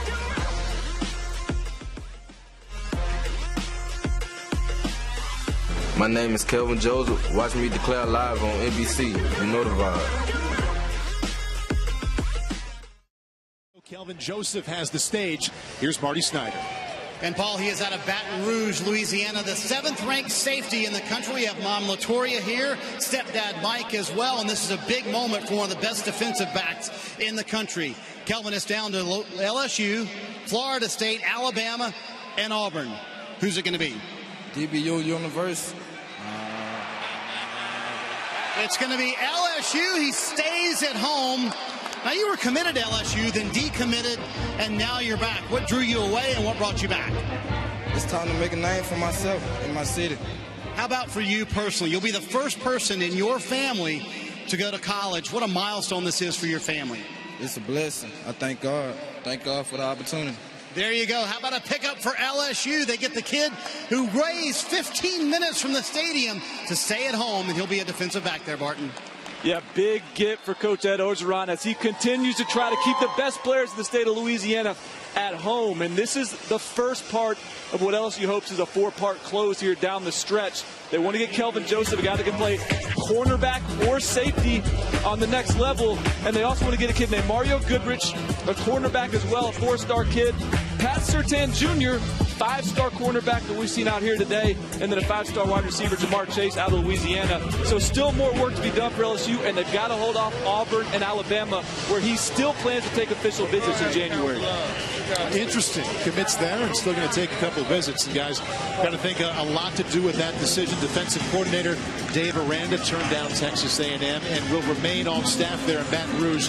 A lot of recruits happy about that. Kelvin Joseph, that long frame, very versatile. Could be a corner or a safety at the collegiate level.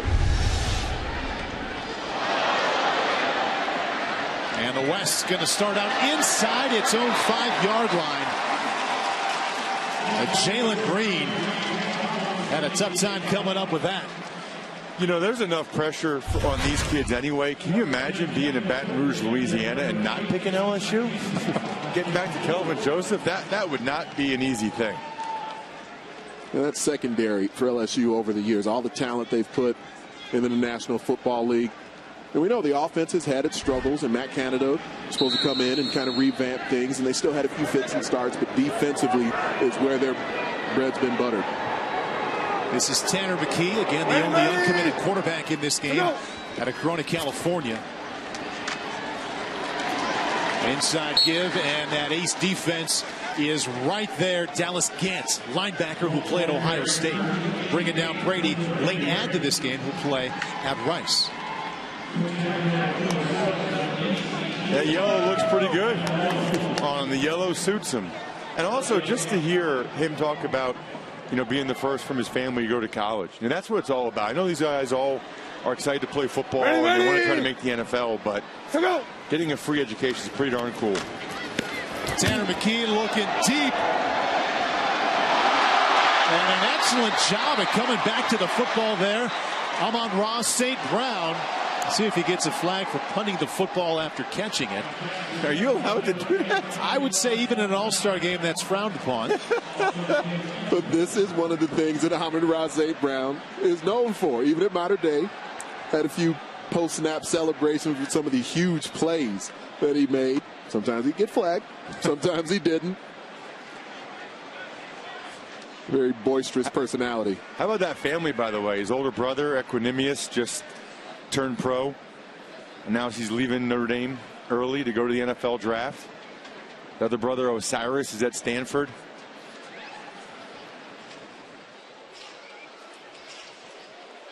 His father, Mr. Universe, at one point. A discussion going on about the specifics of the flag, but McKee rolls out to his right, just fires back to his left. There are 2 penalties on the play. Pass interference, defense. That penalty is declined. After the play was over, unsportsmanlike conduct on the offense, punting the ball. 15 yards with the dead ball spot. First down. We'll see. Spinning the ball and then punting the ball. A little bit of both. I spent some time with Ian JT Daniels on the field the other night, as we saw earlier in the show. And he's not as outspoken as some of the players, but he's got this competitive fire that seems to constantly burn inside of him. Take a listen to Tanner McKee's reaction to this play. Hey, that's nice. Way to go get that, baby. Way to go get that. Yeah, quarterback loves that. You underthrow the ball by 5 or 6 yards, and the guy makes the play anyway. Well, that's part of the football world today, isn't it? You want to be able to trust in those one-on-one matchups, trust that your playmakers will come back and bail you out. Illegal substitution on the offense. 5 yards, still first down. We'll back it up 5. Tanner McKee telling us yesterday in a conversation with him that he's going to Stanford next week. He's already had 3 face-to-face visits with David Shaw. Just wants to get a feel for the campus. And here's what he did in high school at Centennial High School in Corona, California. Well, he was initially recruited by a number of schools as an athlete, not just a quarterback, but plenty of those run-pass option plays in the system that he ran at Centennial High. One of the things that stands out on film, and seeing him here in person throughout the week in San Antonio as well, the deep ball accuracy normally there, kind of threw the jump ball to St. Brown a moment ago that he came back and got. He also said he told us he plays volleyball, which I think is pretty cool. He looks like a volleyball player, doesn't he, when you see him? Another Long 6'6" QB. Had an interesting story about Nick Saban when he spent time in his office. And we talked about the fact that he's going to go on a mission, and for the next 2 years, won't begin college until the fall of 2020.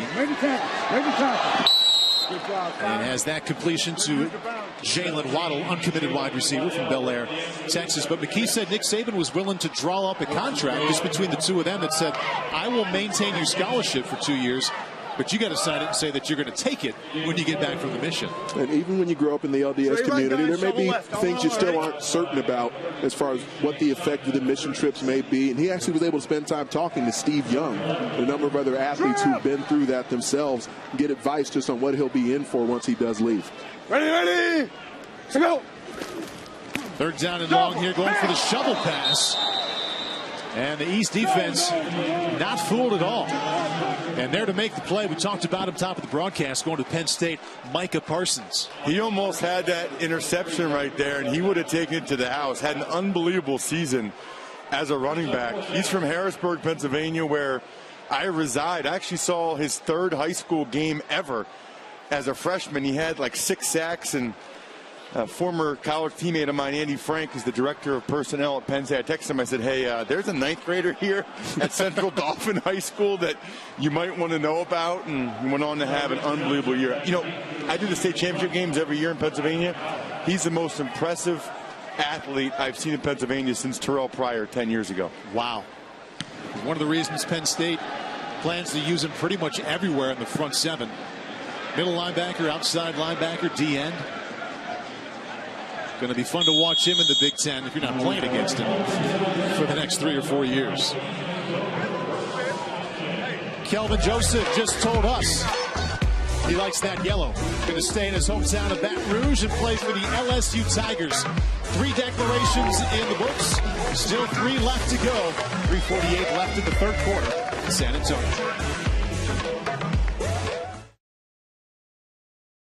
When I was 11 years old, my father took me to Kennedy Space Center, where I watched a space shuttle launch into the sky.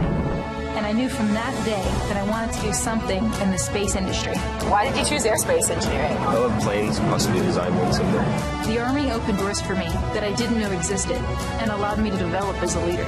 And I'm honored to help inspire the next generation of scientists and engineers. Army goes pretty well with best high school players in the country this weekend in San Antonio. Great representation here. Always a big part of our story as we get here midweek and watch the players and also get to mix with the Army. Eastside put up a touchdown on the last time they had the ball. Quarterback now is Jaron Williams. Scoring that touchdown was James Cook out of Miami, who's about to be a Georgia Bulldog. Here we go. 33. Now, let's go. Jaron Williams twice committed to Kentucky, but will play at Miami. Pretty pass down the left side. And how about that defensive play? Guess who? Tanner McKee. They continue to test Brendan Radley-Hiles. He continues to answer the bell. There was separation here initially, but then again, Radley-Hiles gets his head around and is able to showcase the makeup speed. That ball was thrown a little bit behind the receiver, though. I mean, it was a great job by Hiles to catch up and to bat it away, but you could tell the receiver, Mark Pope, who's going to Miami, he's kind of like an Amari Cooper, Calvin Ridley type. He felt like he had Buki beat. Hey, back up. Hey, you got I like these mics. delay a game. Number 12 of the offense, 5 yards. Still second down. We'll find out where he's going to go to school. Check him. And earlier in the game, this one led to an interception, able to deflect it. Jalen Woodby snatches it up. You know what he is? He's just a baller. I mean, he really does remind you of Tyrann Mathieu. He's just a baller. And it was interesting talking to him on Thursday. Yeah. Very, very focused on his career. Declaration coming up here in the fourth quarter. Williams again to the left side, and again just a little bit underthrown. And that time making the play, Jalen Green. Going to Texas, one of 3 future Texas DBs in this game. And Jalen Green, longer than Radley Hiles. Just more of the modern-day corner as far as the guy who's going to be on the outside, challenging receivers, very physical when he's in full press. You're not seeing as much full press really invading the personal space for guys in this game. Barton, I know you like a whole lot what's going on in the defensive backfield at Texas, and what they're doing on that side of the ball. Big reason they've taken a big jump up. There's no question. And really what they've done is they've sort of re-secured the state. Last year, the top 7 players in the state of Texas went out of state. This year, Texas has 10 of the top 15 committed. They only had 1 of the top 20 committed last year. That's a big reason why they're the number 3 class in the country for 24/7 sports. Last year, Tom Herman, even with 2 months to work, only finished 25th. So I think that gives you an idea of the challenges of some of these new staffs, and a big reason why Texas has been able to recapture the state to a certain degree. Take a look there graphically. Face mask brings up a first down, or allows the East to have a first down. That's incredible, going from the 25th class last year to a top 5 group this year. Well, you know, Paul, sometimes it's not that complicated. If you're the coach of the University of Texas and you keep the top kids in Texas in state, you're going to be top 5. Now, you have to think that some of the turnover and turmoil at Texas A&M has helped a little bit there as well. Now let's go. Jalen Williams with the inside give. And there right away to make the play, or to impact the play, Tyler Linderbaum on his way to Iowa, out of Solon, Iowa. His grandfather, late Jerry Linderbaum, was my high school baseball coach. Wow. How about that for a nugget I've never been able to say in the 7 seasons of doing this. Tyler, terrific high school career there in eastern Iowa. And they're happy to have him join the Hawkeye family. Hey. 3-sport athlete, wrestles, plays baseball. Love seeing that. Now let's go. Good pocket momentarily for Jalen Williams. Found nowhere to go. And down he goes. Hutchinson, once again, the future Wolverine. Hutchinson's got a frame where you can tell it shouldn't take too much effort for him to add weight. He's still under 240. A great get off and able to continually work as he hustles towards the quarterback. He's got that burst to finish that you like. How about that change of direction right there? I mean, that's what college coaches are looking for. Big guys that can change direction. I don't think Jaron Williams is used to a 240-pound D lineman chasing him down. How about 6'6"? Not easy to change direction for a big guy there inside as well. He has been the star of this game so far. 33. Another 3rd down and long. This is 3rd and 18. And Williams in stride to see if they can pick up a first down. And not quite. Darian Kendrick. Good catch and a nice throw from Williams, but not enough for a first. Boy, he just looks legit, though, doesn't he, Kendrick? He's been one of the practice stars all week. High school quarterback. Kind of reminds you of Deion Kane, who's at Clemson right now. Take a look at it from the ref's perspective. Gives you some idea of the chaos. Kendrick might have used the ref as a pick right there. The ball went right over the ref's head. He's got such natural hands. He just plucks it out of the air, able to continue running through the route while the ball's going in. He's got what I like to call quiet hands, where there's no nervous energy as he's bringing it in for the catch. Amon-Ra St. Brown going to kickstart what's going to be an active final part of this game. He's going to make a live declaration in the 4th quarter. Let's see what he can do here.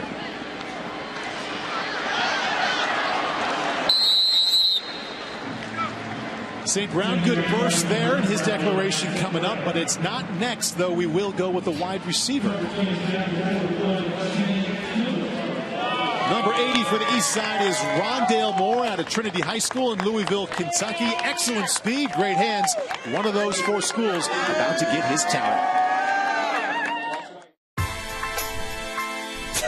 Rondale Moore, wide receiver at Trinity High School. Don't touch that remote. Kentucky's finest is choosing one of these hats.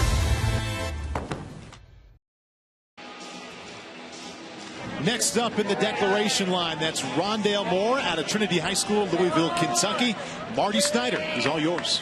And I tell you what, Rondell comes in as the #1 player from the state of Kentucky, a wide receiver. We have here a lot of friends and family. We have Mom Quincy, Uncle Gino over there.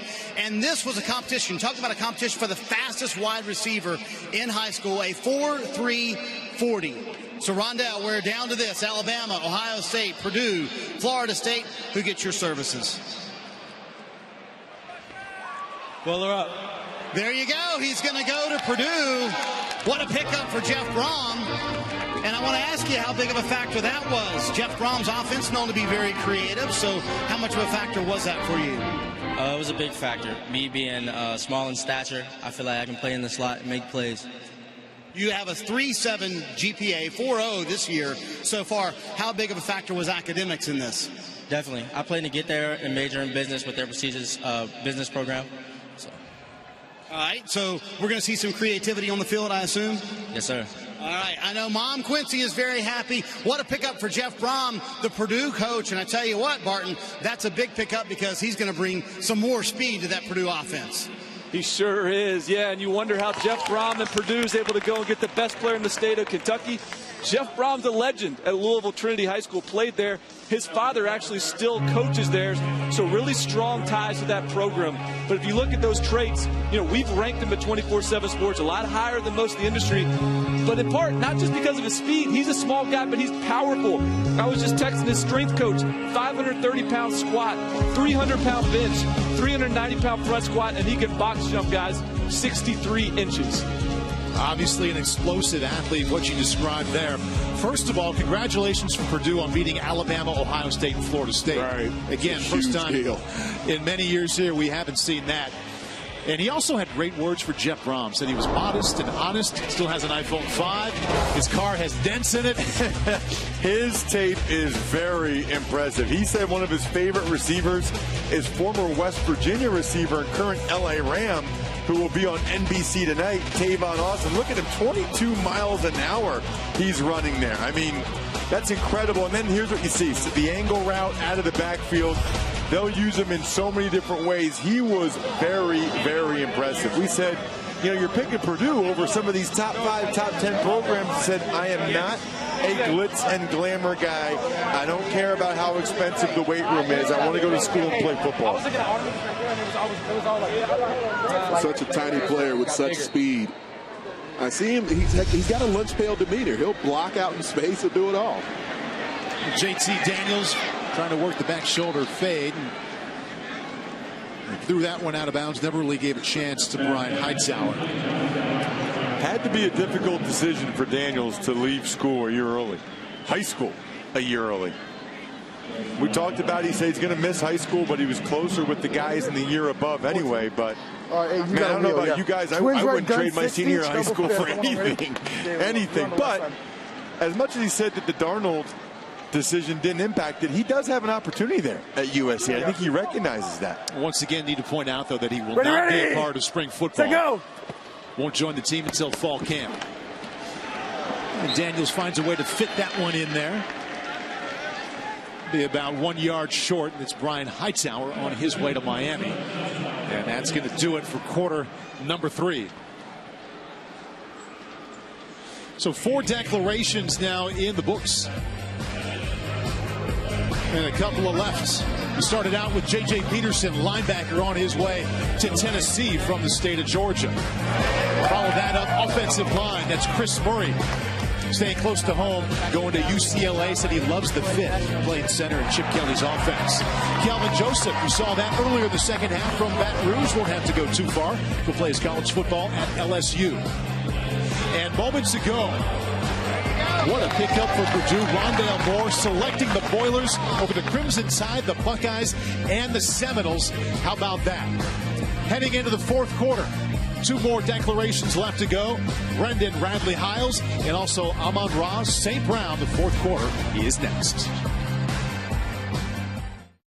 Fourth quarter about to start here inside the Alamo Dome. Paul Burmeister, Ross Tucker, Anthony Herron on the field, down the sideline. Marty Snyder and Lewis Johnson, and that man is up next. That's Brendan Radley Hiles, defensive back from IMG Academy in Florida. His declaration moments away, to be followed by Amon-Ra St. Brown, a wide receiver out of Mater Dei in Southern California. Hey, Luke, just block 24. Been fun to have the quarterbacks mic'd up here today. And that's a first down out to the 45-yard line. JT Daniels was a junior to start this year, and is going to finish the year as a senior, make his way to USC later in the summer. As I mentioned earlier, he's not thought of as a runner, but he is an extremely mobile quarterback. He's in a bit of that Sam Darnold kind of mold where he's willing at a young age to try a lot of different arm angles, fit the football into various trajectories, and he's far more mobile than what the offense he ran at the high school level would indicate. You can just tell he's got a real good feel for the game. I think that's why he was the #1 ranked prospect in the class of 2019. Now, he was the Gatorade National Player of the Year when he was a junior that's for everybody, not just for juniors. Penalty marker comes in late. It's Brian Hightower. So we'll take a look at the Gatorade Players of the Year. JT Daniels, top of the list. All those players playing right here. Another quarterback, Dracovic, on his way to Notre Dame. Hopefully get another look at him here later today. #1 tight end in the country, Jeremy Ruckert, on his way to Ohio State out of the state of New York. Lindenhurst High. And Trey Lowe, player who's injured, not on the field today, but he'll be an Oregon Duck, taking over pretty soon there. And just in case you're just joining us and didn't hear the JT Daniels story earlier, number 18, the quarterback on his way to USC, you just saw him on the list right there, but started the year as a junior. Early in his junior season, decided he could make a play for being a senior. He'd already started 45 games in high school, accelerated class load this spring, and he will be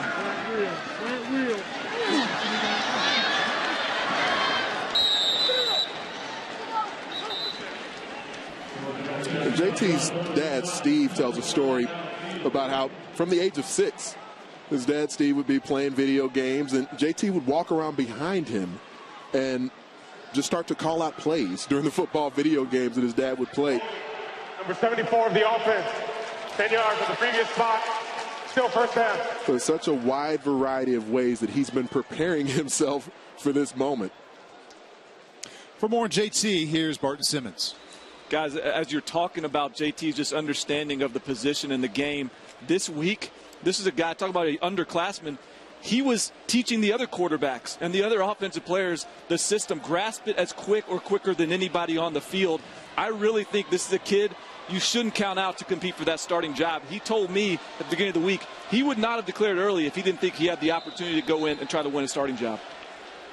As I referenced earlier, Barton, Jack Sears, who was one of the top quarterbacks in the country when he came out of high school on the roster at USC, Matt Fink, those players who've been in the Clay Helton, T. Martin system for a couple of years now, but JT Daniels is known as a conscientious note-taker.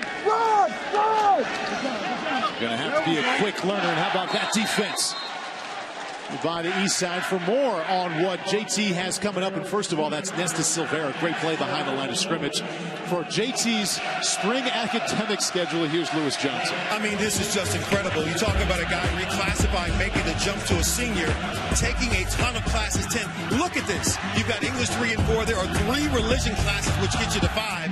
And you see the rest of the classes, all 10 of these classes being taken so that he can graduate in the spring. Are you kidding me? Is anyone even taking half of these guys upstairs?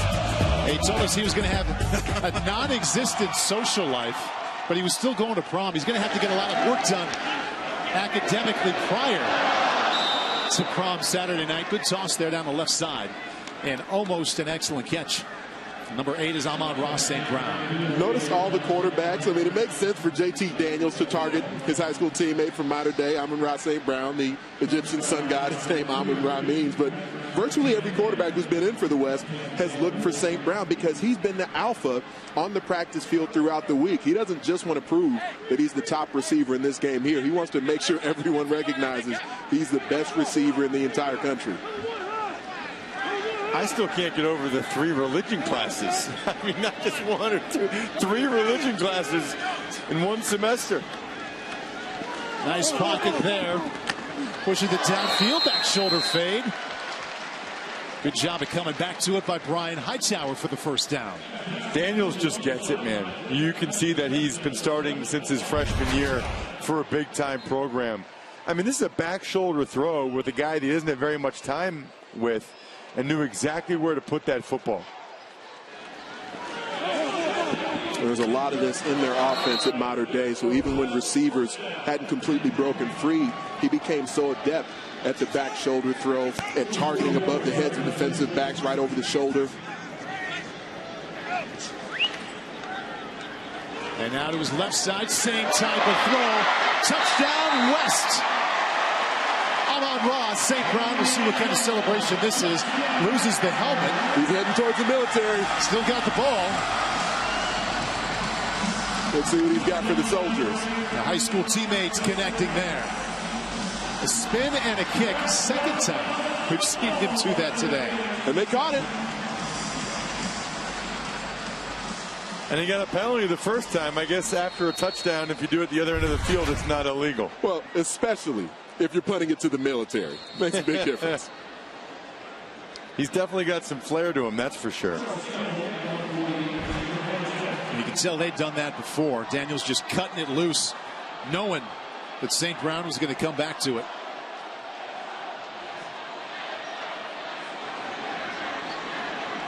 And we are getting close to having a tie ball game. 10-10. One touchdown apiece in the second half. JT Daniels celebrating with fellow quarterback Matt Corral. And take another look. He's happy to have that football. Moments ago, that was the one that got fired. JT Daniels to his high school teammate Amon-Ra St. Brown. And not the first time they've done this. See him right there, back shoulder, just like clockwork. They've done it so many times at Modern Day. And they're one of the most bombastically dynamic talents in the country. He's not done at that point. Hey, 13! Hey, that's Cali ball! That's Cali ball! That's Cali ball! JT, swag on tilt. Said that's Cali ball. We'll see if St. Brown decides to play college football somewhere in California. Got to wait for that one. Coming up next, Brendan Radley-Hiles. We've already seen him make two great plays in the defensive backfield. One of those four schools about to claim his talent in college. Brendan Radley-Hiles, DB, IMG Academy. Which school is getting a shutdown corner? Stay tuned, find out live on NBC. Clemson University. Jeremy Ruckert, tight end, the Ohio State University. Micah Parsons, we are Penn State. Lorenzo Lingard, running back, the U. Phil Jacovic, quarterback, Notre Dame. Bray Walker, offensive tackle, and I'm committed to the University of Oklahoma. They all know where they're going. Brendan Radley-Hiles about to tell us his plans. Here's Lewis Johnson. Well, we have a huge group down here, Paul, and everyone has been waiting for this moment for a long time. We know, Buki, that you have been anticipating and thinking. Your eyes right now share me the emotion that you have about this moment. So, as a dangerous defensive back that many have asked for your services across this nation, coming from my academy, standing here with your mom, Brenda, your dad, Paul, and your brothers and sisters and the rest of the family, this is the moment. So where are you going to play? We've got UCLA, USC, Oklahoma, and Florida State. It's time. First off, I want to just thank God for putting me in this position. You know, I want to thank my mom, for being my backbone, always there for me. My brothers for always teaching me the road, and my father for the wisdom, and my sisters for always guiding me the way. For the rest of my family, thank them for being here. But for the next 3 to 4 years, I'll be attending the University of Oklahoma. Oklahoma Sooners, okay. Excellent. And now I need you to tell me, after all that you've been through and all the back and forth, why was Oklahoma the place for you? This is a great field, man. The coaching staff is great people. It's a place for me to do what I got to do, and get to the league. Can you explain to fans why it was important for you to pick a conference in a school where they throw the ball a lot, which may give you more opportunities to do what you do? All you got to do is put the ball in the air, and I'm going to go get to do the rest. And then the number 44, I know you talked to us about honoring your brother Brandon. Share with America why it's been important for you throughout the years and throughout your family to wear the number 44. My brother passed away in 1995. It was 4 years before I was born, and our birthdays are 4 days apart. So 4 and 4, and I live for you. Congratulations to you and your family. Headed to Oklahoma. Barton?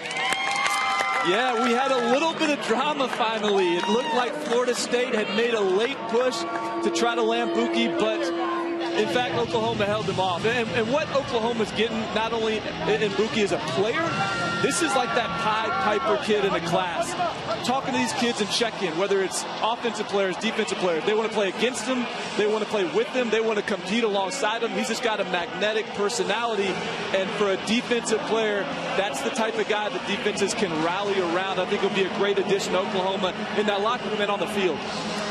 Very interesting conversation we had with him, Barton, a couple of days ago. He said when he arrived in San Antonio, he was thinking Florida State, but you could just see his eyes light up, and he talked at a little different pitch when he talked about the possibility of playing in the Big 12 with how often they throw the football. He's got a teammate here, TJ Pledger, who's already signed with Oklahoma, and that battle at the end between Florida State and the Sooners, a lot of different factors juggling between coaches switching jobs, which scheme may make more sense, who he would get to work closest with physically, but all the family surrounding him right now. We talk about these kids building towards special moments like this.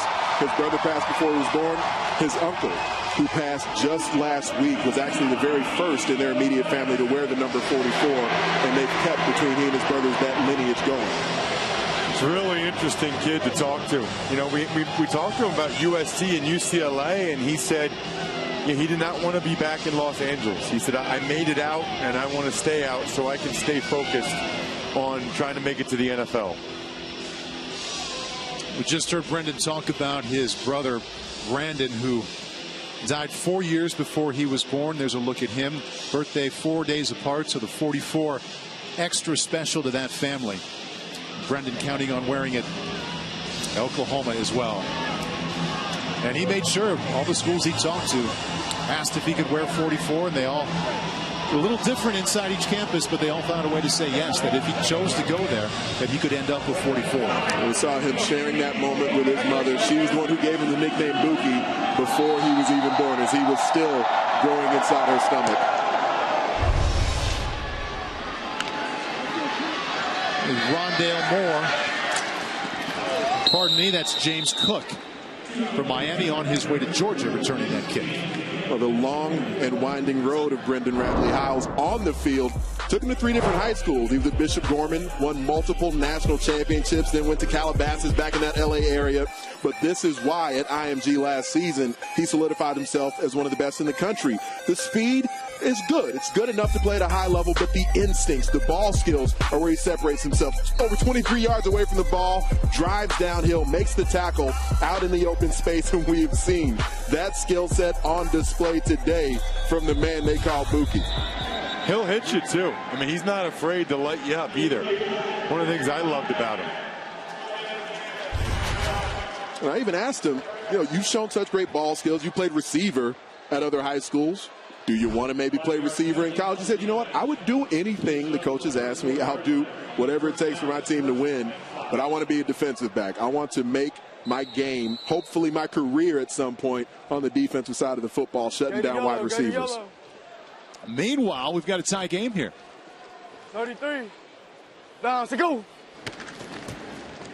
See if the East squad can move it again. We know right there the front seven for the West, all over that inside give.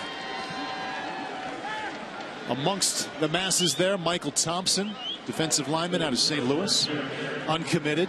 He is a big boy, and he has had a major impact today. Big number 92 right there.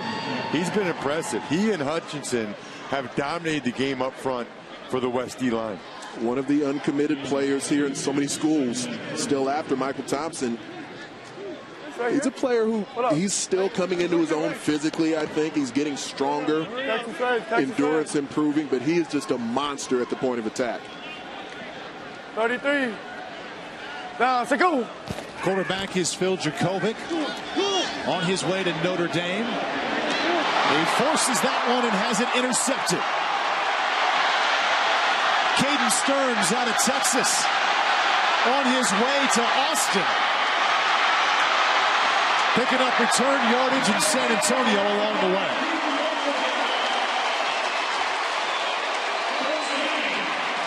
Stearns has had a day as well. Dracovic just puts too much air under the football, and Stearns able to come over. He had Cook open. I think Drakovic's not used to safeties that have that kind of range that Stearns has. He has been excellent today, and one of a handful of defensive backs that's going to be a future Longhorn. Going to be an early enrollee at Texas. Dracovic trying to get in on the tackle.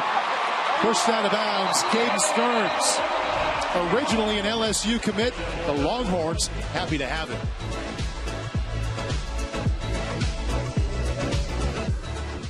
The U.S. Army All-American Bowl is brought to you by the U.S. Army. Find out more at GoArmy.com.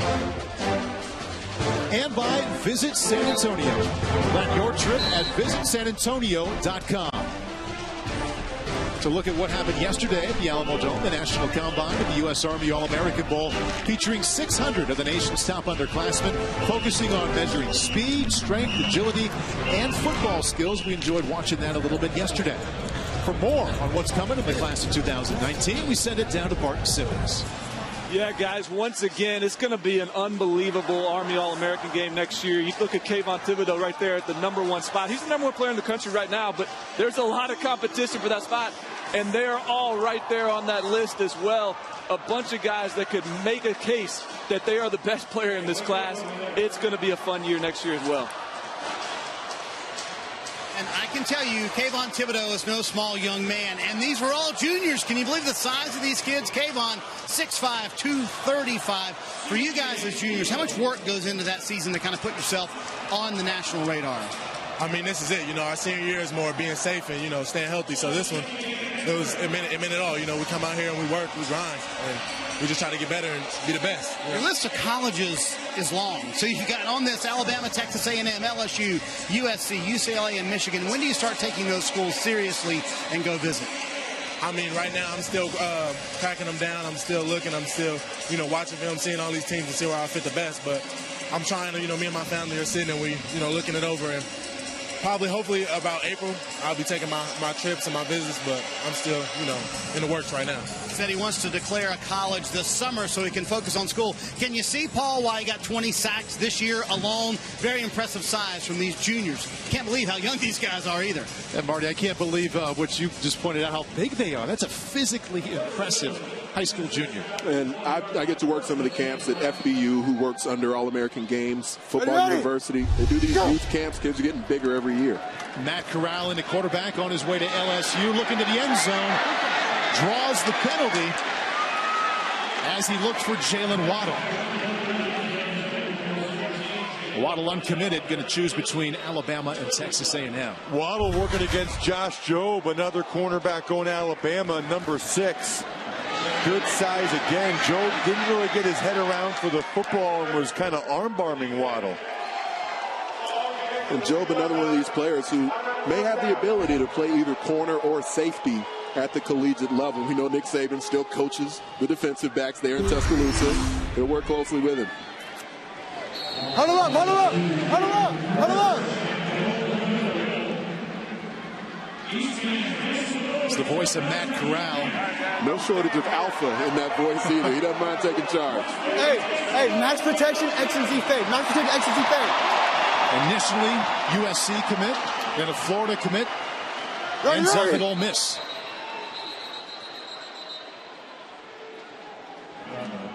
Timeout on the offense. Their first and last timeout. Corral, one of the players who will enroll early. He'll head to Ole Miss. He's planning on competing right away. Hoping he can go there and have a shot at winning that quarterback position. And there's an opening there without Shea Patterson. No doubt about it. Patterson transferring to the University of Michigan, where I think he's going to really boost that Michigan offense. It struggled at times. Take a listen to Matt Corral talking to his teammates throughout the day. There was no timeout, so I said. Sorry, honestly, we're not used to the NFL rules where it's in the end zone.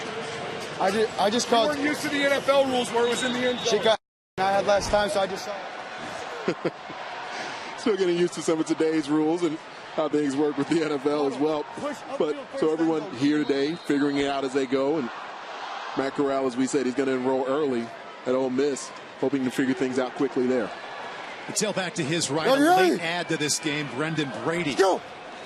Here in the San Antonio area, rolls out to his right, wide open, touchdown, West.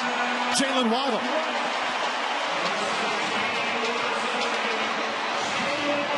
A well-designed play, and here comes another sprint with the ball to the U.S. Army members. Towels waving in the stands from our servicemen and women. It's a nice throw. It's not bad at all. And I don't think there's been one dropped yet. That's awesome. But this is the skill set. The Chad Kelly, Shea Patterson, the last couple of starting quarterbacks who've been there for Ole Miss, they've been able to do this. A lot of mobility being shown to throw on the run.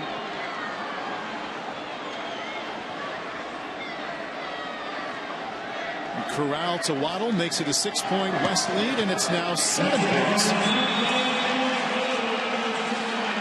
A couple of unanswered touchdowns from the West side. As I mentioned a little while ago, you kind of got the feel that maybe the offenses would tick up in the second half with the way the defenses were able to penetrate in the backfield so much. I mentioned Jalen Waddle, who just caught this touchdown pass wide open here. Good job by Matt Corral laying it out there to him. Going to pick between Alabama and Texas A&M, and called the Jimbo Fisher switch from Florida State to Texas A&M. Potential game changer. Thinking real hard about the Aggies. It's only 100 miles from his hometown in Bel Air, Texas. 7-point West lead. Waddle, third time we've seen this in the second half. Takes the touchdown to the U.S. Army. Might be a bit better throw than it was a catch. Back inside the Alamo Dome after this.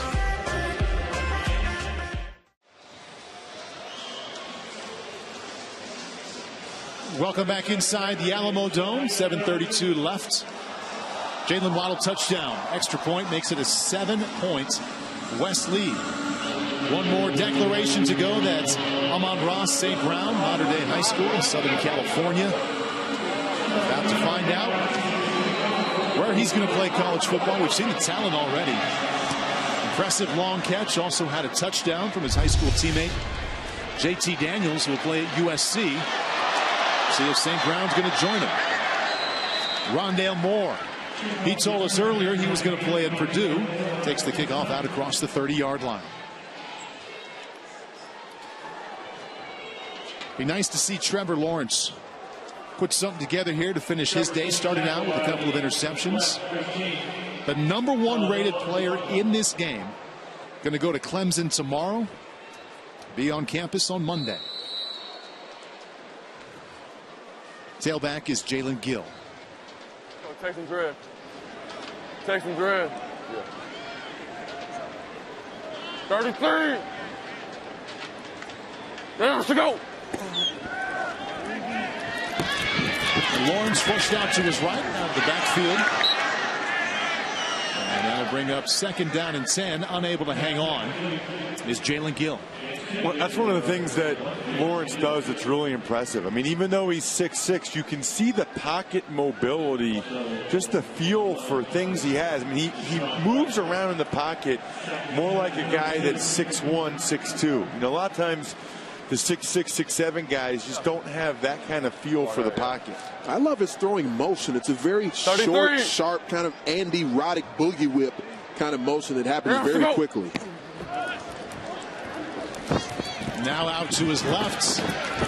Back across his body. What a throw by Lawrence. Most impressive of the game. That's Jordan Adams with the catch. Penalty marker down, but headline of that play. Rolling out to his left and back to his right goes Trevor Lawrence.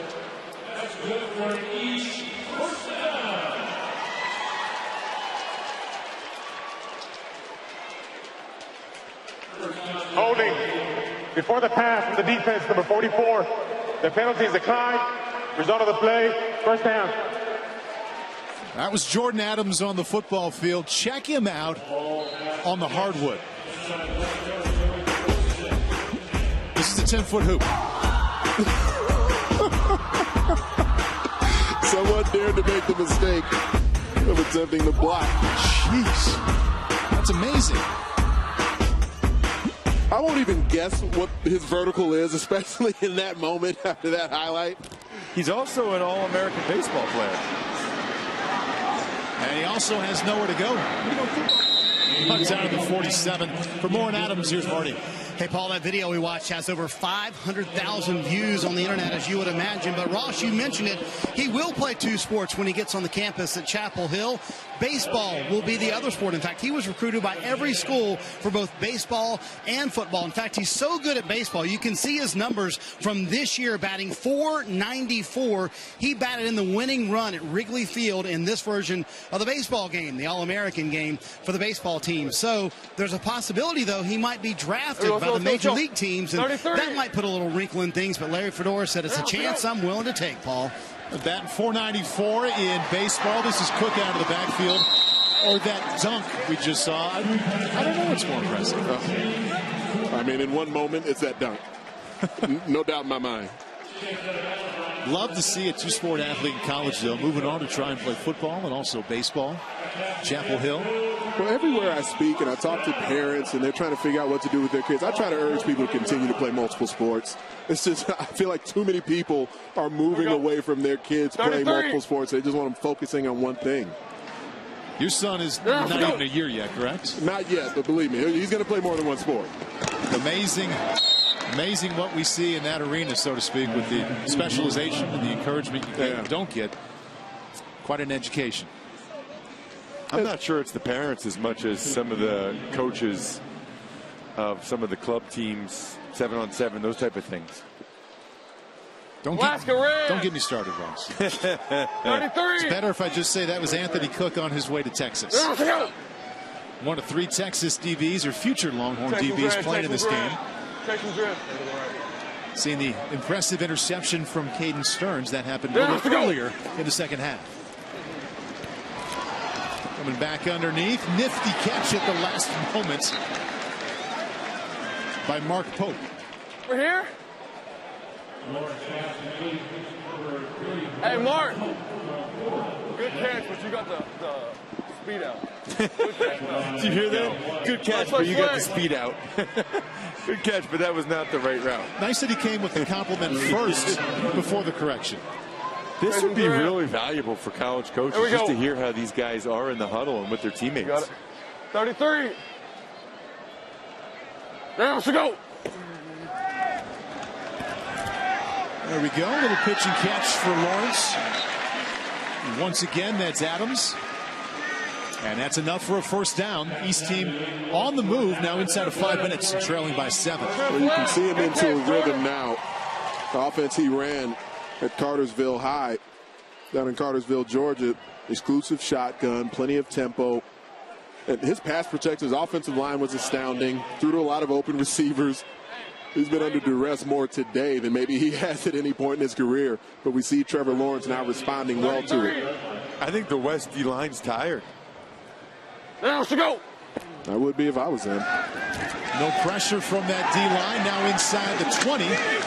Brought down right at the 20-yard line. Penalty marker comes in late on the tackle of Adams, who stayed down. Let's go to the sidelines. Lewis Johnson. All right, we had a pretty nifty touchdown on the west side a few moments ago. It was Matt Corral with this nice throw to Jalen Waddle. Okay, take us inside the huddle and tell me about the call. Here it is right here. So pretty much it's a Clemson, it's a rollout, it's a roll right, and we got the outside on a bench route, and then Waddle coming in with his speed on the flat, and then the slot receiver has a pivot route, which is going in and coming out. And I knew I was going to have that as soon as I could have ran it as well. Right. But he was wide open, so I had to feed my man. And Jalen, what's it feel like to catch a touchdown like that here? Oh, it feels great. Even better throwing it to the troops. Okay, great job on both of those things, guys. A bench route, nice way of saying there might be an accidental pick on this route. That opens up my receiver in the corner of the end zone. One of those sorry, not sorry routes. Whereas the one thing you definitely don't want to see is anybody getting hurt. Jordan Adams has been prolific here in the second half.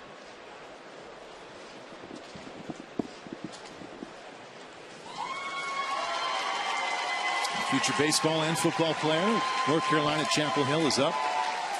Certainly hope he's all right. Baseman, number 15 of the defense. At the distance to the goal, automatic first down. Penalty against Naote Ote, the future USC Trojan, who's been all over the field this afternoon. He showed the explosive athletic ability of Jordan Adams. Got long strides, too. He's 6'2", but he eats up so much turf on defensive backs when he comes off the line. He always transitions really quickly from the catch to the run. Impressive skill set.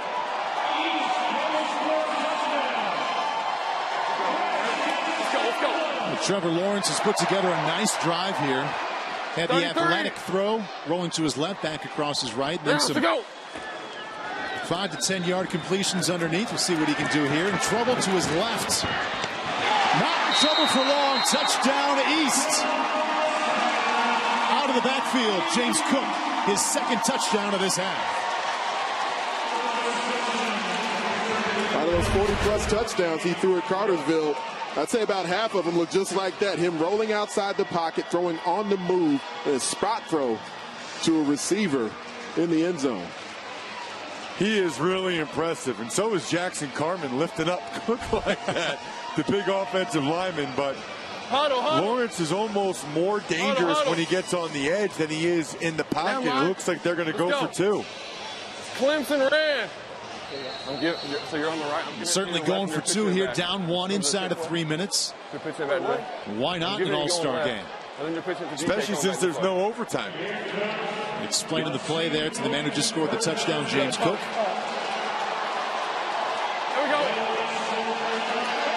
There we go. 2-point conversion that would put the east side up by 1. Let's go.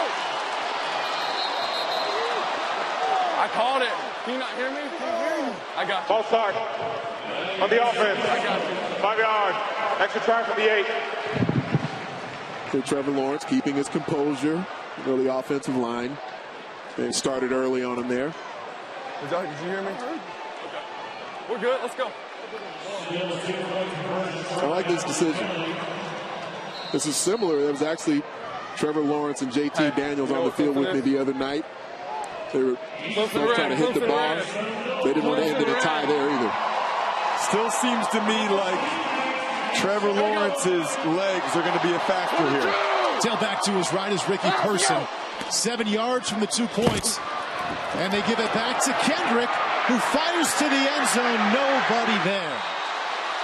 It was exciting for a moment. Well, we've seen that play a bunch lately, and it looked like the West was ready for it. Trevor Lawrence led the East team into the end zone, but failed to get him that 2 points. Declaration up next, the final one. Amon-Ra St. Brown will tell you where he's going to go. Amon-Ra St. Brown, wide receiver, Mater Dei High School. Today's the day I make my college declaration. One of these schools is getting the best player California has to offer. Maybe I'll be choosing your school. Which hat am I going to choose? Find out next, live on NBC. Amon-Ra St. Brown's time is about to happen. All smiles right now in moments. We'll find out where he's going to play college football. Has a touchdown already today from his high school teammate. Hauled one in from JT Daniels. Solid numbers here. Just under 100 yards in that score. East team's going to kick to the west, and right after that, go right down to the sideline and see what St. Brown has in mind for the next 4 years.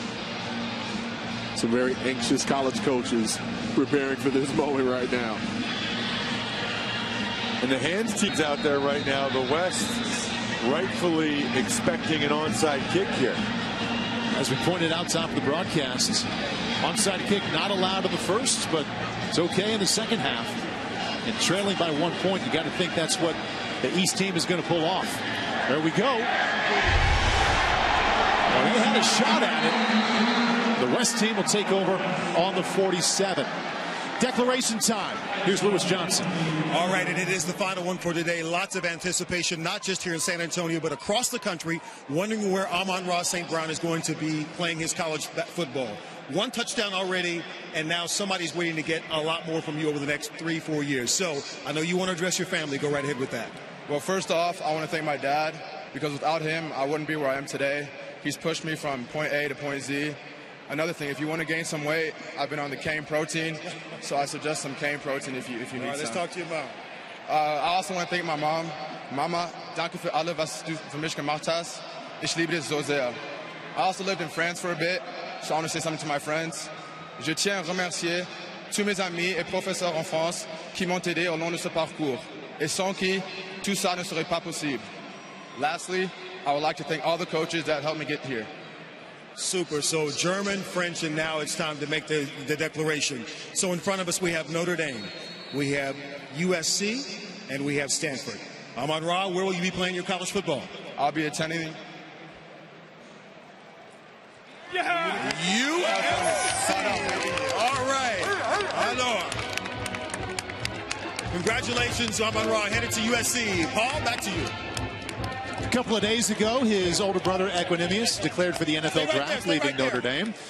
Declaration for Amon-Ra St. Brown, going to stay close to home and play at USC. Huge get. A lot of depth and talent at the wide receiver position for the Trojans.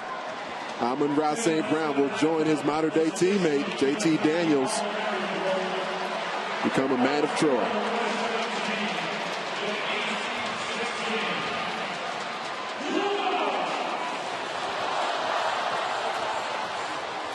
One of the men who declared right there, Brendan Radley-Hiles, going to play at Oklahoma. A couple of impressive plays in the defensive backfield.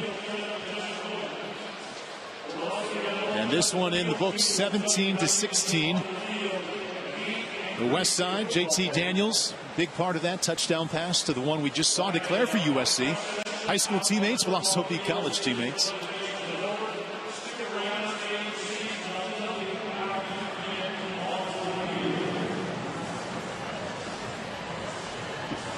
MVP trophy to Caden Stearns, future Texas Longhorn, couple of interceptions. It's the Pete Dawkins MVP trophy. One of 3 defensive backs playing here today on their way to Texas. Good to see Trevor Lawrence come back on his way to Clemson with an impressive touchdown drive at the end of the game. Guys, final thoughts? Impressive group, the best we've ever seen here on the field in San Antonio. Very impressive in the meeting rooms as well. A lot of these kids really have their stuff together. You love to see that. The future of college football is bright. That man right there, Trevor Lawrence, will show up in Clemson tomorrow. Thanks for watching the 2018 U.S. Army All-American Bowl. For our entire crew, I'm Paul Burmeister saying so long from San Antonio. Stay tuned right here on NBC tonight, 7:30 Eastern from Los Angeles. The Falcons will take on the Rams in an NFC wildcard playoff game.